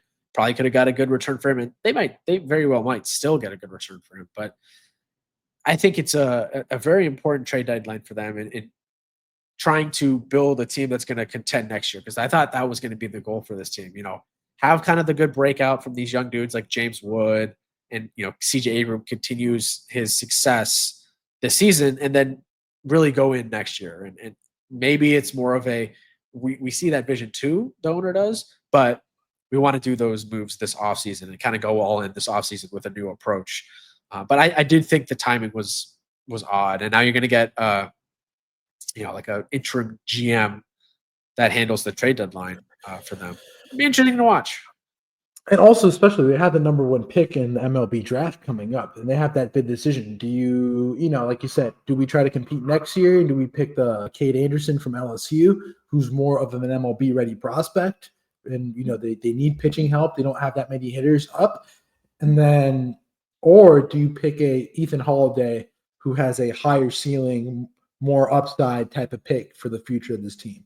Just very interesting. I mean, tough week. I mean, we were a little bit higher. We got a little bit of hopium and we see the vision. But then again, they're in the NL. The NL is as you said, a meat grinder, which is tough. True. So yeah, just from the series, the weekend series, got to give some love to the Red Sox players here. Lucas Giolito, 7 2/3 innings, 1 earned run, 3 walks, 7 strikeouts on Friday night. His last 5, or Friday, it was during the day. Last 5 starts with Giolito, 32.2 innings pitched, 0.83 ERA, and 31 strikeouts. He's the second Red Sox pitcher to get at least 1 out in the 8th inning this year, so that kind of speaks to their struggles in the starting rotation. But he has been great of late. And then Trevor Story quietly continues to ball out. Last 30 days, he's hitting 330 with a 928 OPS, 6 homers. You look at the last, we'll say 15, 392, 1.62 OPS with 3 homers. And then in the month of July, only 17 at bats, but 529 batting average with a 1.353 OPS.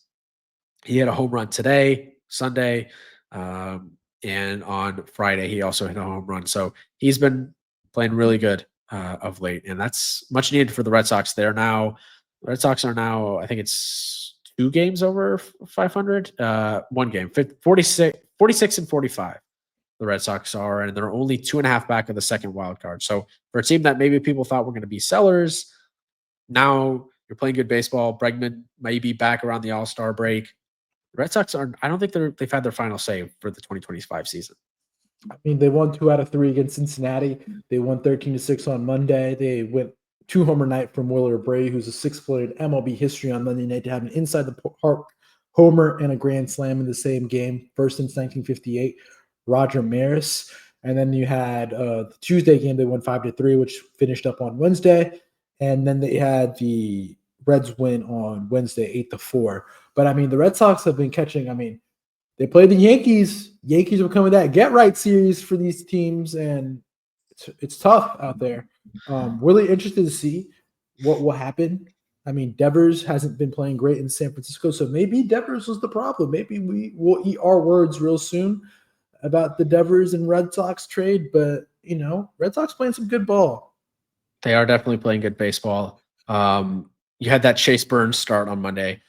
He went 0.1 innings pitched, 7 runs, 5 earned, 2 walks, no strikeouts, and a home run allowed, 33 pitches. So completely different than what we saw in his first start against the Yankees, first start of his career against the Yankees when he get right, baby. Get right. Yeah, I guess so.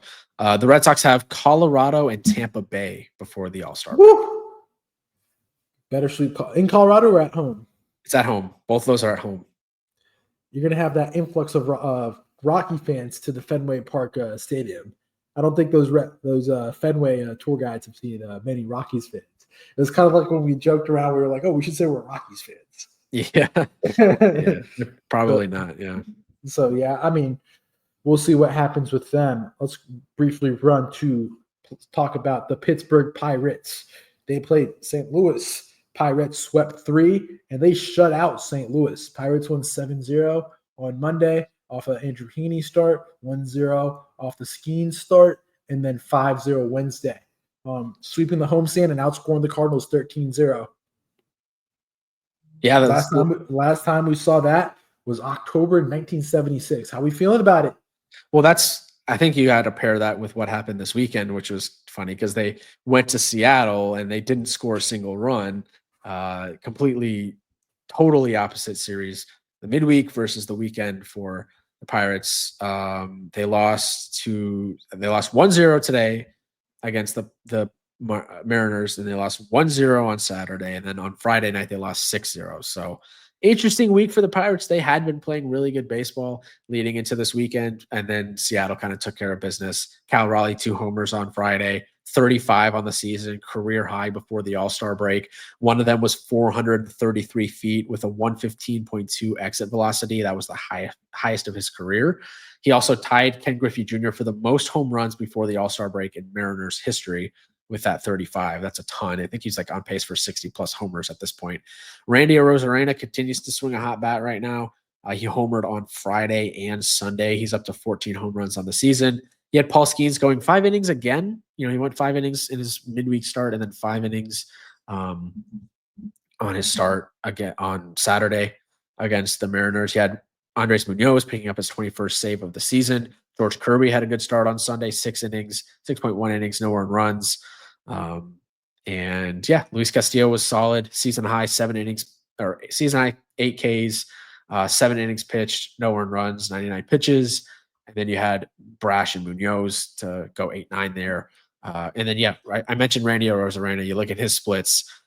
In the last 30 days, Randy Arozarena is hitting 321 with a 979 OPS, 6 homers with 16 ribbies. So you give all the love to Cal Raleigh. He's getting all the attention, deservedly so.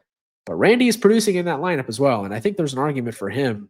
And I know the season numbers aren't there, but really like the last month, he's been playing at an all-star caliber level. I know J-Rod's on the team. You can make an argument that Randy should be in over J-Rod if you're comparing Mariners outfielders. He's been really good, Randy. To close out the Pirates and the Mariners. The Pirates were shut out with the shutout this weekend, and them shutting out the Cardinals. They're the first team in MLB history to have back-to-back series of 3 games or more with the sweep of shutouts for and against in either order. Wow. And talking about Seattle's week, Seattle split earlier against Kansas City, which they won Monday 6-2. Cal Raleigh hit homer 33. Now he's at 35. Do you think he gets to 39, which is the most homers before the All-Star break?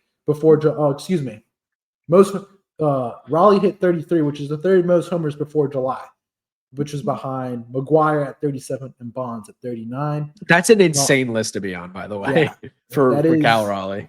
Is Cal Raleigh juicy is the question. That is alarm bells have to be sounded up now. I wonder how many times he's been tested this season. I did have a friend bring that up to me a couple weeks ago. I was like, is this dude juicing? Like, it's just a major outlier. Like last year was 34 homers. The year before was 30. Like, he has a power bat, but now it's up to 35 before the All-Star break. Kind of crazy. I'm not saying that. I just think like I'm giving him credit for how good he's been this season. It's been so much fun to watch. Yeah, he was great in that KC series. Randy homered on Monday, Tuesday, and Wednesday. I mean, Jesus, dude's been hitting tanks this whole week. Yeah, the Royals took the Tuesday and Thursday game. Mariners won Wednesday. And to wrap up the Royals week, Royals went to Arizona to Phoenix, where the Royals won 2 out of 3. Royals won on Friday 9-3, and today they won 4-0. Tough weekend for Arizona, in my opinion. It's kind of put in the white flag, for my opinion, for Arizona. They need to start it up. The Giants ended up taking 2 out of 3. Excuse me, they split the Giants series 2-2 earlier in the week. So Yeah. with Arizona, how do you feel about that? I'm actively rooting against the Diamondbacks right now. Sorry, Diamondbacks fans, but they're 2 games under 500, 4 back in the wild card right now. I just want them to sell, and I want to get Eugenio Suarez on the Yankees. I want to see Zach Gallen moved. I want to see Merrill Kelly moved. Vinny Pasquantino had a huge game on Friday, 3 for 5, 2 homers, 6 ribbies. And then the Royals won today 4-0. Bobby Witt hit a home run, his 12th of the season. Perez hit his 10th. Ryan Nelson, that's the name that I was thinking of. He's been pitching really well. I'm going to pull up his sorry, I don't have these stats on top of mine. You just want chaos, essentially. You're like one of these you're like a Love Island watcher. You're actively voting against the popular couples, and you're just wanting anarchy. You just want a pure madness for the deadline. I think, yeah, of course. I want to see the good teams like the Diamondbacks, who I think are good. They just kind of had a season from hell. I want them to sell. In his last, let's do, well, these aren't the best splits on ESPN, but Ryan Nelson, so last out, 7 innings, 1 earned run on Saturday. On Monday against the Giants, he went 6 2/3, 2 earned runs. The start before that, White Sox, 5 innings, 1 earned run, 5.2 innings, 1 earned run against the Blue Jays. 5 innings, no earned runs against the Padres. So his last 5 starts, he's been really good for the D-backs. Yeah, so I mean, we want anarchy with.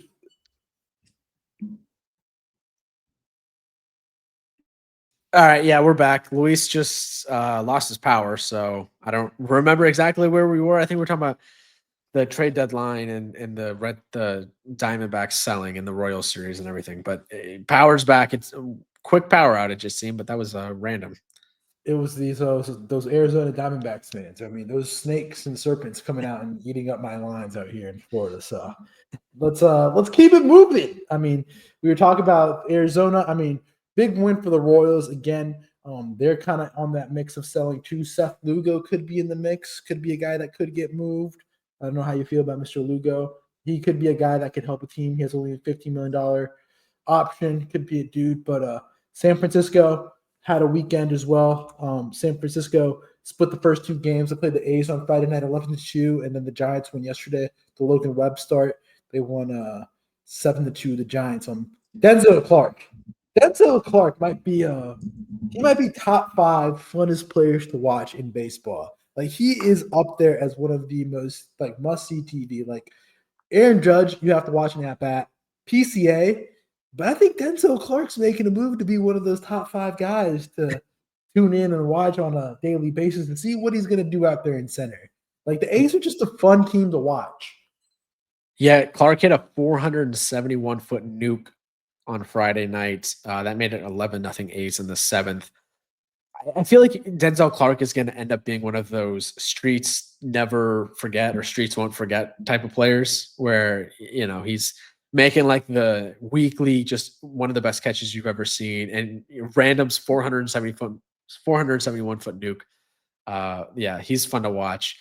The Friday game for this one, Verlander went 3 innings, 6 earned runs. He's up to a 4.84 ERA, has 0 wins on the season, which is notable because he's at 262 career wins. He was, maybe going to try to push for 300. I don't think that's going to happen. He has 0. He gave up 4 doubles in an inning for the first time in his career on Friday. And then, the rubber match is kicking off tonight at 10:05 Eastern. Can I just make a point? Why at 10:05? Why are we having these why do we have 2 Sunday night baseball games tonight? And why do we have a 10:05 kickoff? Like, what's going on, MLB? Yeah, weird. It must be something to do with 4th of July weekend. They're trying to end it with a bang, but yeah, I don't get it either. So random. End it with a bang, pun intended, or no? Oh my God. Speaking of that, on the 4th of July, every single commentator had to make some type of comment about how, there's a lot of fireworks going on in this game when there's home runs hit and stuff like that. Yeah, every commentator had something to say about that. I mean, just weird start. I mean, the A's had a good week. I mean, beating Tampa 2 out of 3 earlier. They won Monday 6-4, and then they won in 10 innings 4-3. Rays won the getaway game 6-5, which, I mean, that's kind of been a Rays thing to do this week. The Rays played the Twins this week, where the Twins won Friday night 4-3, and then Saturday 6-5. They won today 7-5. Really unfortunate loss for the Twins today with the Rays. Rays won off of a 3-base run error where 3 unearned runs were scored, kind of giving them the victory in 10 innings. Rays kind of, for all the bad things that could go wrong in Yankee world, the division, the only team that was only able to take a full-blown step ahead was the Toronto Blue Jays. Yeah. Harrison Bader had a big weekend, walk-off home run on Friday. Hit another home run on Sunday, pinch hit home run, his 10th of this season today, but the Rays did win an extras 7-5. He had the Brooks Lee walk-off bunt on Saturday. The Twins won that game. Duran went 2 innings in relief. Twins had 11 hits on Saturday against the Rays. Not much on the A's-Rays series other than Shea Langoliers returned and homered in that game on Monday. So good week for him. And then, the Twins, they won the series against the Rays. That's another team that I think should be sellers. Will they actually end up selling, though? That is the question. I think you look at guys like Johan Duran. Do they try to move off the Correa contract? I don't know who in the world would take that contract. Do they trade Bader? He's a free agent. I think he's like a mutual option. Chris Paddock's a name. I think Willie Castro would be valuable to a lot of teams, multi-positional type of player. So I do think there's some pieces that Minnesota has that people would want. We'll see if they end up deciding to sell.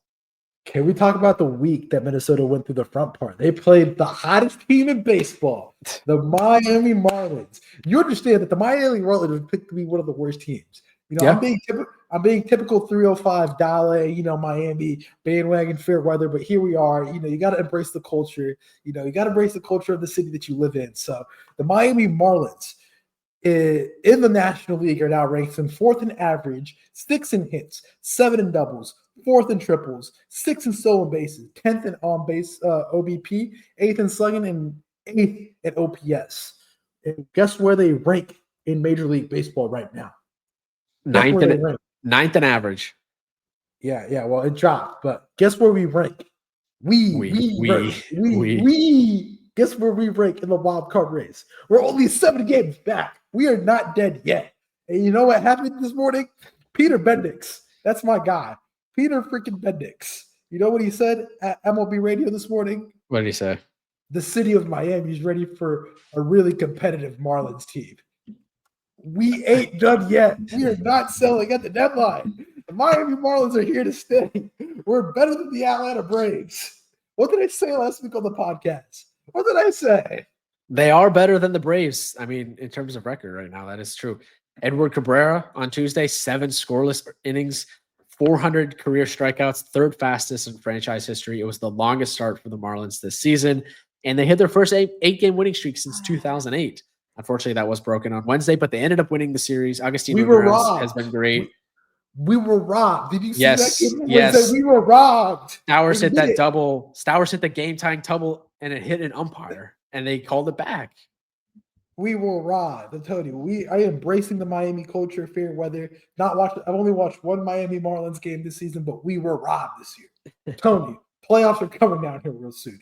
And just wait, when Lone Depot gets a playoff game, that place is going to be rocking. It's going to be packed to the brim. I mean, 16,715 in attendance of their 37,000 seat stadium on the 4th of July maybe indicates otherwise. But you did have Kyle Stowers hit his 16th home run of the season on Saturday in a win. They played the Brewers this weekend. The Brewers did take 2 of 3. Keynote here, Brandon Woodruff returned. They did win. He returned on Sunday. The Brewers won that game 3-1. Woodruff went 6 innings, allowing 1 earned run, 0 walks to 8 strikeouts, 70 pitches on the night. And then Edward Cabrera had another good start, 7 innings, 2 earned runs. His ERA is down to 3.33. McGill got the save, and Churio hit his 15th home run of the season. So I'm telling you, if we get a playoff series with the freaking Mets, man, can you imagine us versus the Mets? The big, bad, mighty Mets from New York. Miami, just a blue-collar, middle America working town down here in South Florida. Imagine Game 1, Sandy Alcantara versus whoever the Mets have. Then we have Yuri Perez, Game 2, in Edward Cabrera. Just to imagine, Kyle Stowers out and nuke out to right field. The Mets eliminated, and the Marlins moving on to the NLDS. Would be hilarious. They got the Reds and the Orioles on the road this week, so we'll see. That's no problem. Look, you're discounting them. You're discounting the Miami Marlins. Why aren't you getting on this train? I'm giving them some love, man. They've been good. But just imagine when we play the Mets in the playoffs. Yeah, let's keep it going. We're an hour and 30 minutes into this thing. We don't need to give the Marlins too much love. I'm telling you right now, next week when the Marlins get another winning streak, I will be so unbearable on this podcast. Like, it will be crazy. Just typical, 305 crap, But the Brewers played the Mets early on this week. That's why I bring up the Mets. I mean, hey, congratulations, the Mets. You won 2 out of 3 versus the Brewers. Congrats to beat the Brewers, but you can't beat the Marlins. So just wait. Game 1, the Brewers won 7-2. Joey Ortiz hit a grand slam, and they had lost 14 out of 17 to that point. But then they did a lineup change in Game 2 on Wednesday, where Lindor moved to the 2-hole and not being leadoff for the first time since 2024. Nimmo hit leadoff, Soto hit third, and then Lindor 4th. They won 7-3. Nimmo hit a grand slam, and then the Mets won Thursday 3-2, and they haven't lost since today. So they went on a little 4-game run. After that, so they got to Mizorowski 3 2/3, 5 earned runs, 3 walks to 2 strikeouts. Gave up 2 home runs in the Wednesday game. Yeah, so I mean, good all in all. So now, after that, let's talk about another early game series. Phillies winning 2 out of 3 versus San Diego. Harper came back from injury. On Monday, they won 4-0. Zach Wheeler with another gem. Then the Padres won 6-4 Game 1 on Wednesday. And then Game 2, the Phillies won 5-1. I mean, Christopher Sanchez has been pitching at an elite level. Zach Wheeler's been pitching at an elite level. I mean, the Phillies are finally getting it together here later on in the season. There should be a team that we should be taking note of. And then the Padres, to talk a little bit about the Padres. The Padres are another team that had faced a little bit of struggles. They're 5-5 in their last 10. Still tied right there, 7.5 games behind the Dodgers. What do you got your takeaways on those two games? I think the Padres are a sneaky potential seller at the deadline, or maybe like a mini seller. They're maybe organizationally they won't do it, but they're 6 games over 500. They're tied in that third wild card spot right now. Is there a team that's going to be able to push them? San Francisco, St. Louis. I think they're better than those teams, but Cincinnati's been hot, except for this weekend. Miami, who knows? I don't know. I just don't think San Diego has the juice this year to go out and win it. Dylan Cease has really been struggling.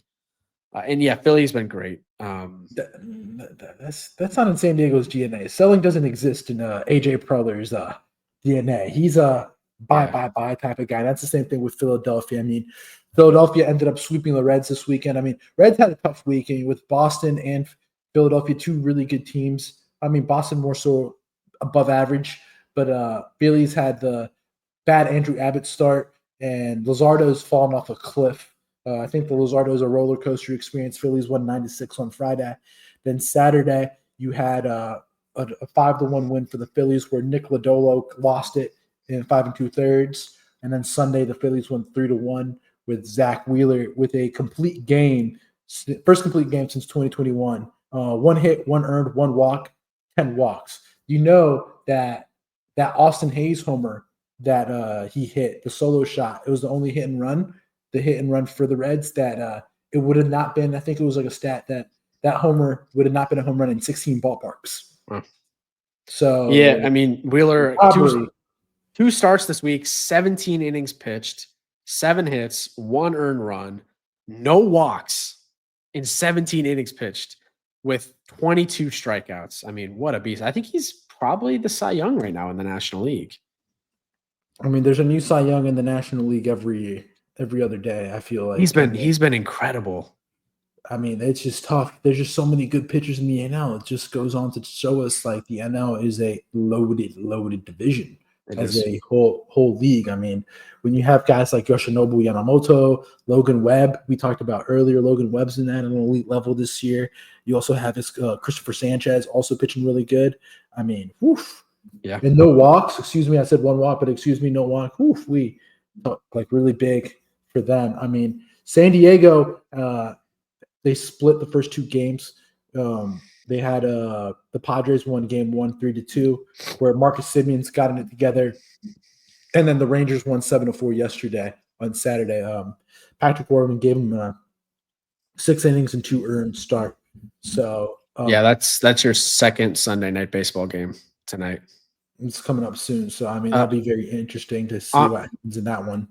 On Simeon, last 30 days, 283 average, 807 OPS, 3 homers. In June, he hit 324 with a 932 OPS and 4 home runs. So good June for Simeon, which is good for the Rangers. Obviously, they've been struggling hitting this year. I mean, Texas has won 2 out of 3 out of Baltimore earlier in the week. I mean, as you say, the Monday game was drunk. The Orioles won 10-6 in 11th. Aroldis had that pimp job in the bottom of the 10th to tie it to 6-6, but they weren't able to win that game. Rangers won 10-2 on Tuesday, and then Wednesday 6-0. Any things of note with the series with Baltimore and Texas? Honestly, not really. The Monday game was fun, but not much. Good week for Texas. Good, decent week. It could be a great week if they win tonight. And I mean, Baltimore continues to struggle. Baltimore got swept. Baltimore swept Atlanta, which, I mean, Atlanta is struggling to this point. Again, it might be time to stick the fork in them. Orioles won 3-2 on Friday, 9-6 on Saturday in 10th, and then Sunday 2-1. I mean, Atlanta's tough. Yeah. Jackson Holiday 4 for 4 with a homer today on Sunday, his 11th home run of the season. Trevor Rogers, good start, 6 2/3 scoreless. The Braves lost Schwellenbach this week, right, to the fracture. So he's going to be out for the season. Yeah, they should sell. I mean, whatever they feel comfortable selling, they should sell because they're not making the playoffs. They're 39-50, 11 games under 500, 13 and a half games back in the National League East. They got to sell. Their free agents are Ozuna, Iglesias, Rafael Montero. So I don't really think those are too amazing. Pierce Johnson has a club option. Chris Sale has a club option. Ozzy Albies has a club option. I mean, I guess they're not going to sell Sale for him to be good next year and when they think they can bounce back. But yeah, I mean, do they trade guys under team control? I don't know. Jurickson Profar returned this week, hit a home run, but just a bad season from the Braves. Really not much else to say on them. Yeah, I mean, earlier in the week they played the Angels, and the Angels won 2 out of 3. I mean, Angels won the getaway game 5-1, and then Tuesday 4-0. Profile returned, and he's hitting home runs. But I mean, it's just tough for Atlanta, a team that we had so much aspirations having the season from hell, to keep it a buck with you. Angels were able to get that win. Angels then flipped around and played Toronto, which Toronto's probably the hottest team up there in the AL right now. Toronto swept all 3 games, and they're now at 9 consecutive. They've won 8 straight. They swept them at Rogers Center. They won today 3-2, 4-3 last night, and then Friday 4-3. In a couple of really tight games, some extra inning walk-off hits. You saw that in the 4-3 game with Addison Barger on Saturday, walking it off with an RBI single in the 11th. And then you had the Ernie Clement sacrifice bump, which the Jays were able to get the win. Only downside for the Blue Jays week is that Andres Jimenez will be on the IL. Yeah, sprained ankle for him, but they're playing incredible baseball right now. And they got the White Sox and the A's before the All-Star break. So look for them to continue that. They're 12 games over 500. They hold a 3-game lead in the American League East right now over both the Rays and the Yankees, who are tied. So Fangraphs gives them an 87.5% chance to make the playoffs. Yeah, I mean, woof. Touching on Chicago now, let's talk about the Guardians Cubs series. Let's talk on those teams. Cubs swept the Guardians again. As I said, the Guardians are not hitting at all. Cubs won 5-2 on Tuesday. Boots on the ground at that game. Wednesday they won 5-4, and then 1-0 in the 10th on Thursday. William, what is your takeaways about the Guardians as well, who also got swept by the Detroit Tigers this weekend? Yeah, I don't have much on the watching the game in person.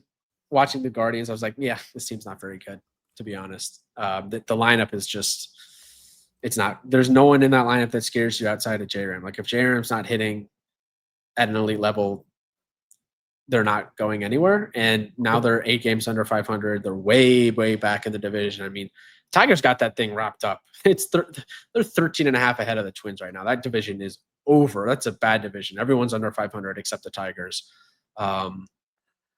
So yeah, Guardians, they can't pitch, they can't hit. They're just not a good team.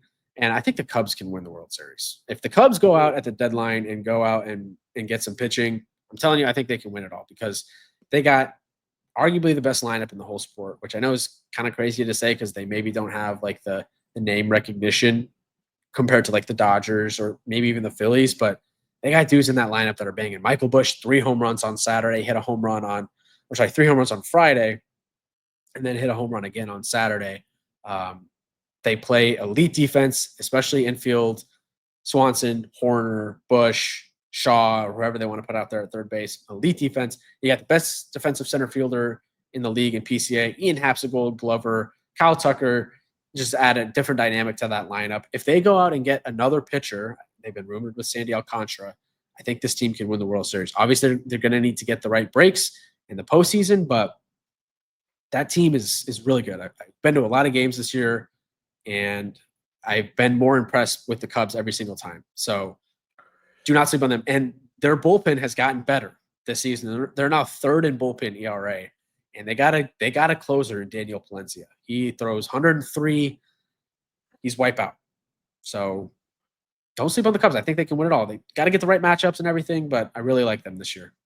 How you feel about the Cubs adding a third baseman like Eugenio Suarez, being in that market for Eugenio Suarez and maybe a starter like Merrill Kelly or Zach Gallen, adding it to the rotation to call up Arizona, give them a couple prospects and go for it this year? It would be interesting. Would Matt Shaw be included in that trade?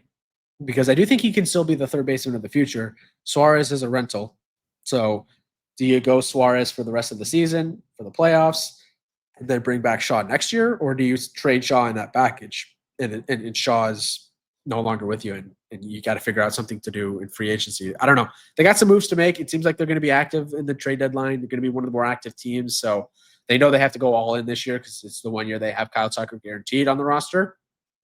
So yeah, the Cubs are going to be there this year. I'm telling you, I think they're going to pull away with that division. They're killing the Cardinals right now in Sunday Night Baseball. To wrap up the Guardians week, as of Saturday, the Guardians have been shutting 11 times this year, which is tied for the most in Major League Baseball. And their winning streak is now 10, as I said earlier, with losing streak, not winning. Yeah. And Detroit leads the league, is tied for second most shutouts with 10 shutting teams out. Today was a game that was absolutely wild. It was a 1-0 game in the eighth, which put Cleveland up 1-0 in the eighth. Then they were down to their final strike, and Zach McKinstry scored from third on a minor Class A wild pitch.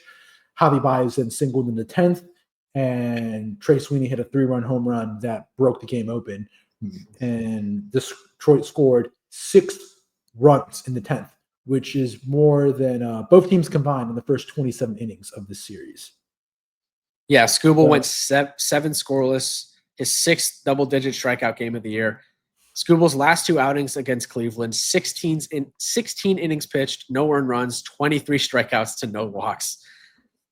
I mean, generational talent at this point, and I feel like Detroit is going to be lucky to re-sign him. I know Tigers fans don't like me bringing that up, but it is a huge storyline. We've talked about it before. Yeah, I mean, Cubs are hitting. Cubs are playing good ball. Final 2 series. We got 2 or 3 more series to talk about. Houston and Colorado played this week. Houston won 2 out of 3. Astros won 6-5. There was a Jordan setback with their shutting down, which is very interesting to hear. I mean, that lineup would be much better with Jordan in the lineup. They're shutting them down in the rehab. Wednesday they won 5-3, which is 12 straight series wins for the Astros. Altuve is now second all time in hits behind Craig Biggio. And then in franchise history. And then Thursday, Rockies won 7-6, which, I mean, good for Houston. Houston's playing really good ball, as we always say. Houston played the Dodgers this weekend, and they swept them. They literally went to a B2A situation in LA, where it was 18-1 on Friday, 6-4 on Saturday, and then 5-1 today. I'm telling you right now, the Houston Astros are not a team to play with. I know. I talked about it earlier in the episode. Christian Walker crushes at Dodger Stadium. After Friday's win, he had home runs in 6 consecutive games in Dodger Stadium. He homered again on Sunday. He is 4th all-time in batting average at Dodger Stadium. I thought it was also just kind of funny that the MLB recap rundown showed the Will Smith homer and an 18-1 Astros win, as if we have to show the one Dodger highlight. You know what it is, right? What is that? It's the Chris Paul hitting. Chris Paul hits a home, and it's a 3-point, making it down from down 30 to down to 27. Yeah, you had Altuve 2 homers on Friday, a homer on Sunday. Walker homered on Friday. Carantini, Paredes homered. Lance McCullers went 6 innings, 1 earned run. You had Framber going 6 innings, 4 earned runs on Saturday. His ERA is at 2.90. Ohtani pitched again on Saturday, 2 innings, no walks, 3 strikeouts. Josh Hader got the save on Saturday, his 25th of the season. He's still perfect in save opportunities on the year. You also had Brian Abreu going in the 8th inning, his 22nd hold of the season. And if you look at the Astros statistics as a team, they're elite. 2nd in average, 8th in OPS, 8th in starting pitching ERA, 2nd in bullpen ERA, 1st in bullpen whip, 1st in bullpen K per 9 and hits per 9.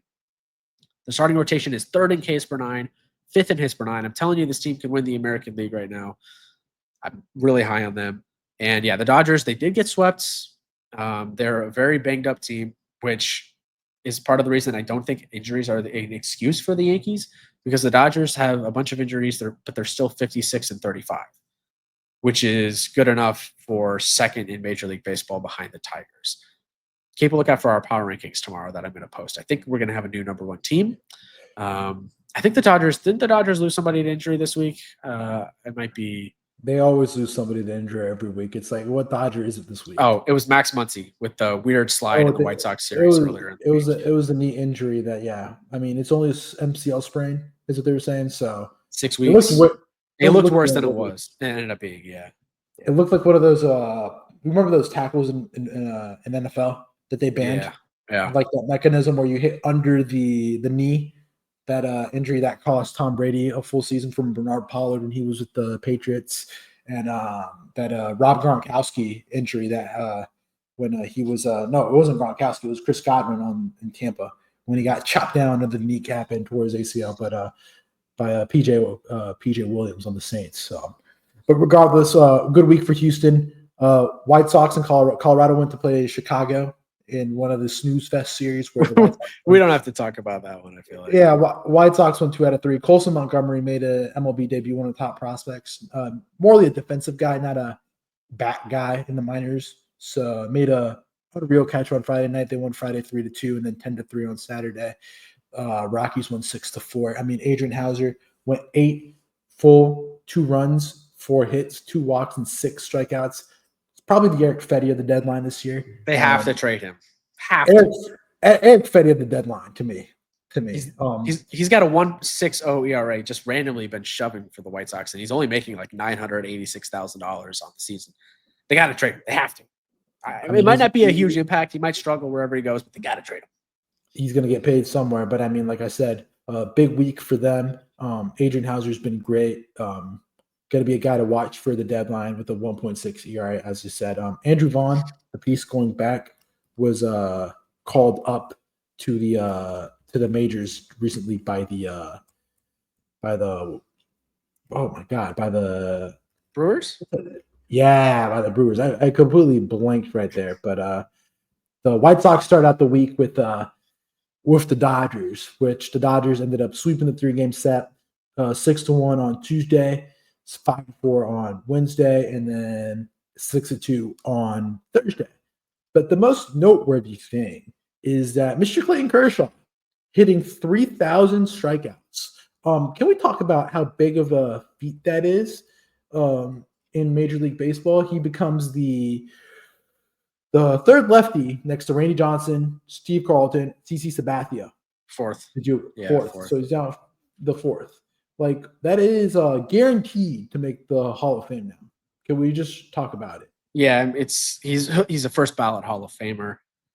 You know, the legacy is going to be a guy that was amazing in the regular season and struggled a bit in the postseason. You know, I know he has 2 World Series. He wasn't really a factor in the 24 team. Definitely was a factor in the 2020 team, but that's unfortunately going to be his legacy. And I still think he's probably the best pitcher of my generation. Him, Verlander, Scherzer are the 3, and he might be the number 1 on that list. We talked about how he's like a legacy guy in the All-Star game this year. I think it'll be interesting to see if he calls it quits after this season. If they go back-to-back, he plays more of a role in the team. We talked about in previous episodes if he's going to be like a starter in a playoff game for them this year. That'll be interesting. But yeah, first ballot Hall of Famer, no doubt. Can we talk about how the 3,000 strikeout club is now becoming an elite group where I feel like that's going to be a feat that, I mean, looking at the guys active, like who can get there, I don't think there's it may be a long time till we get another one. I mean, the next couple guys on the list are Chris Sale. He's sitting at 2,528 strikeouts, and he's 36, and he's in year 15. Garrett Cole, we don't know what he's going to come back and look at. He's in year 12 at 34. He only has 2,251. And then after that, it's just a bunch of like older guys that I don't think have an opportunity that we may not see a 3,000 strikeout guy for a while. I mean, the next guys that come after, Charlie Morton, he's definitely not hitting it. He's at 2,100. Yeah. And then Yu Darvish is at 2,007. And then after that, it's everybody's sub 2,000, which is Kevin Gausman, Sonny Gray, Aaron Nola, Patrick Corbin, Jose Quintana, Jacob deGrom. The next guy that's under the 30 years old on this list is Dylan Cease, and he's at 1,137. Like, we may go for a while with hitting 3K. I mean, Sale's not a guarantee. Cole's up in the air. like, there's things in baseball, for example, like 500 home run crew that probably won't get touched out more often. 500 home runs, 3,000 strikeouts, stolen bases. It's going to be something that it's going to come more often with the game. But like the 3,000 strikeout club is going to be an exclusive group where we may not see one in a while. Yeah, it's an interesting conversation. Zach Greinke was really close. He was, sorry, I just had it up. Zach Greinke finished with 2,979, so he was 21 strikeouts away from getting it. He just retired. I think it'll be interesting. Like the younger generation, Paul Skeens, can he get there? Can, I don't know, a Mizorowski get there? Like the problem is these guys get hurt more, and they're getting Tommy John, and they're out for like 2 seasons, and that really hurts your ability to get to 3,000 strikeouts. They're pitching less innings. There are more strikeouts in the game, but that doesn't mean they're going to get to 3,000 strikeouts because of the injuries, because of the shorter outings and stuff. So yeah, I don't know. We'll see. Garrett Cole, but I don't know. It's just like these guys don't seem like lifers. Like Cole a lot of won't these get guys, lifers. Chris Sale, I could see Sale get it, but the thing about Chris Sale is he needs to pitch like 3 to 4 more good seasons like that. How many did you say Sale has? Sorry to put you on the spot. He's at 2,500 right now, I believe, around that. He can do it. Yeah, he can do it if he stays healthy. 2,528. I mean, right now he's on the IL with the rib fracture, but he's 36. That's the only problem. Yeah, it'd be tough. He has to crank out 4 more seasons of 3 to 4 more seasons of 100 plus strikeouts. Yeah, healthy baseball. So healthy baseball, pitching at this level. It'll be interesting to see. I mean, like I said, these groups are coming to be very more exclusive in this day and age. Absolutely. Hitting's at a premium. Hitting's up. We're seeing a lot of good hitters coming out. We'll see. Maybe with ABS, this all changes. Yeah, that's a good point. That too, got to factor that in. But all right, we've been going for almost 2 hours, so let's wrap up. This might be our longest podcast ever, to be honest. Yeah, I mean, keep it locked in. Make sure to follow us on YouTube, on TikTok, Instagram, on X. Make sure to keep it locked in. William has a Substack article potentially on the way soon, so keep it locked. Hit the subscribe button on YouTube. We're trying to get to 100 subscribers before the end of the year. We're up to 76, so 24 away. We're getting there. Keep hitting that subscribe button. Thank you guys for listening. Long episode. Hope you enjoyed. We'll be back in the midweek for a regular scheduled podcast, midweek recap and all that stuff. So, Luis, thank you as always. And until next episode, catch you then. Peace out.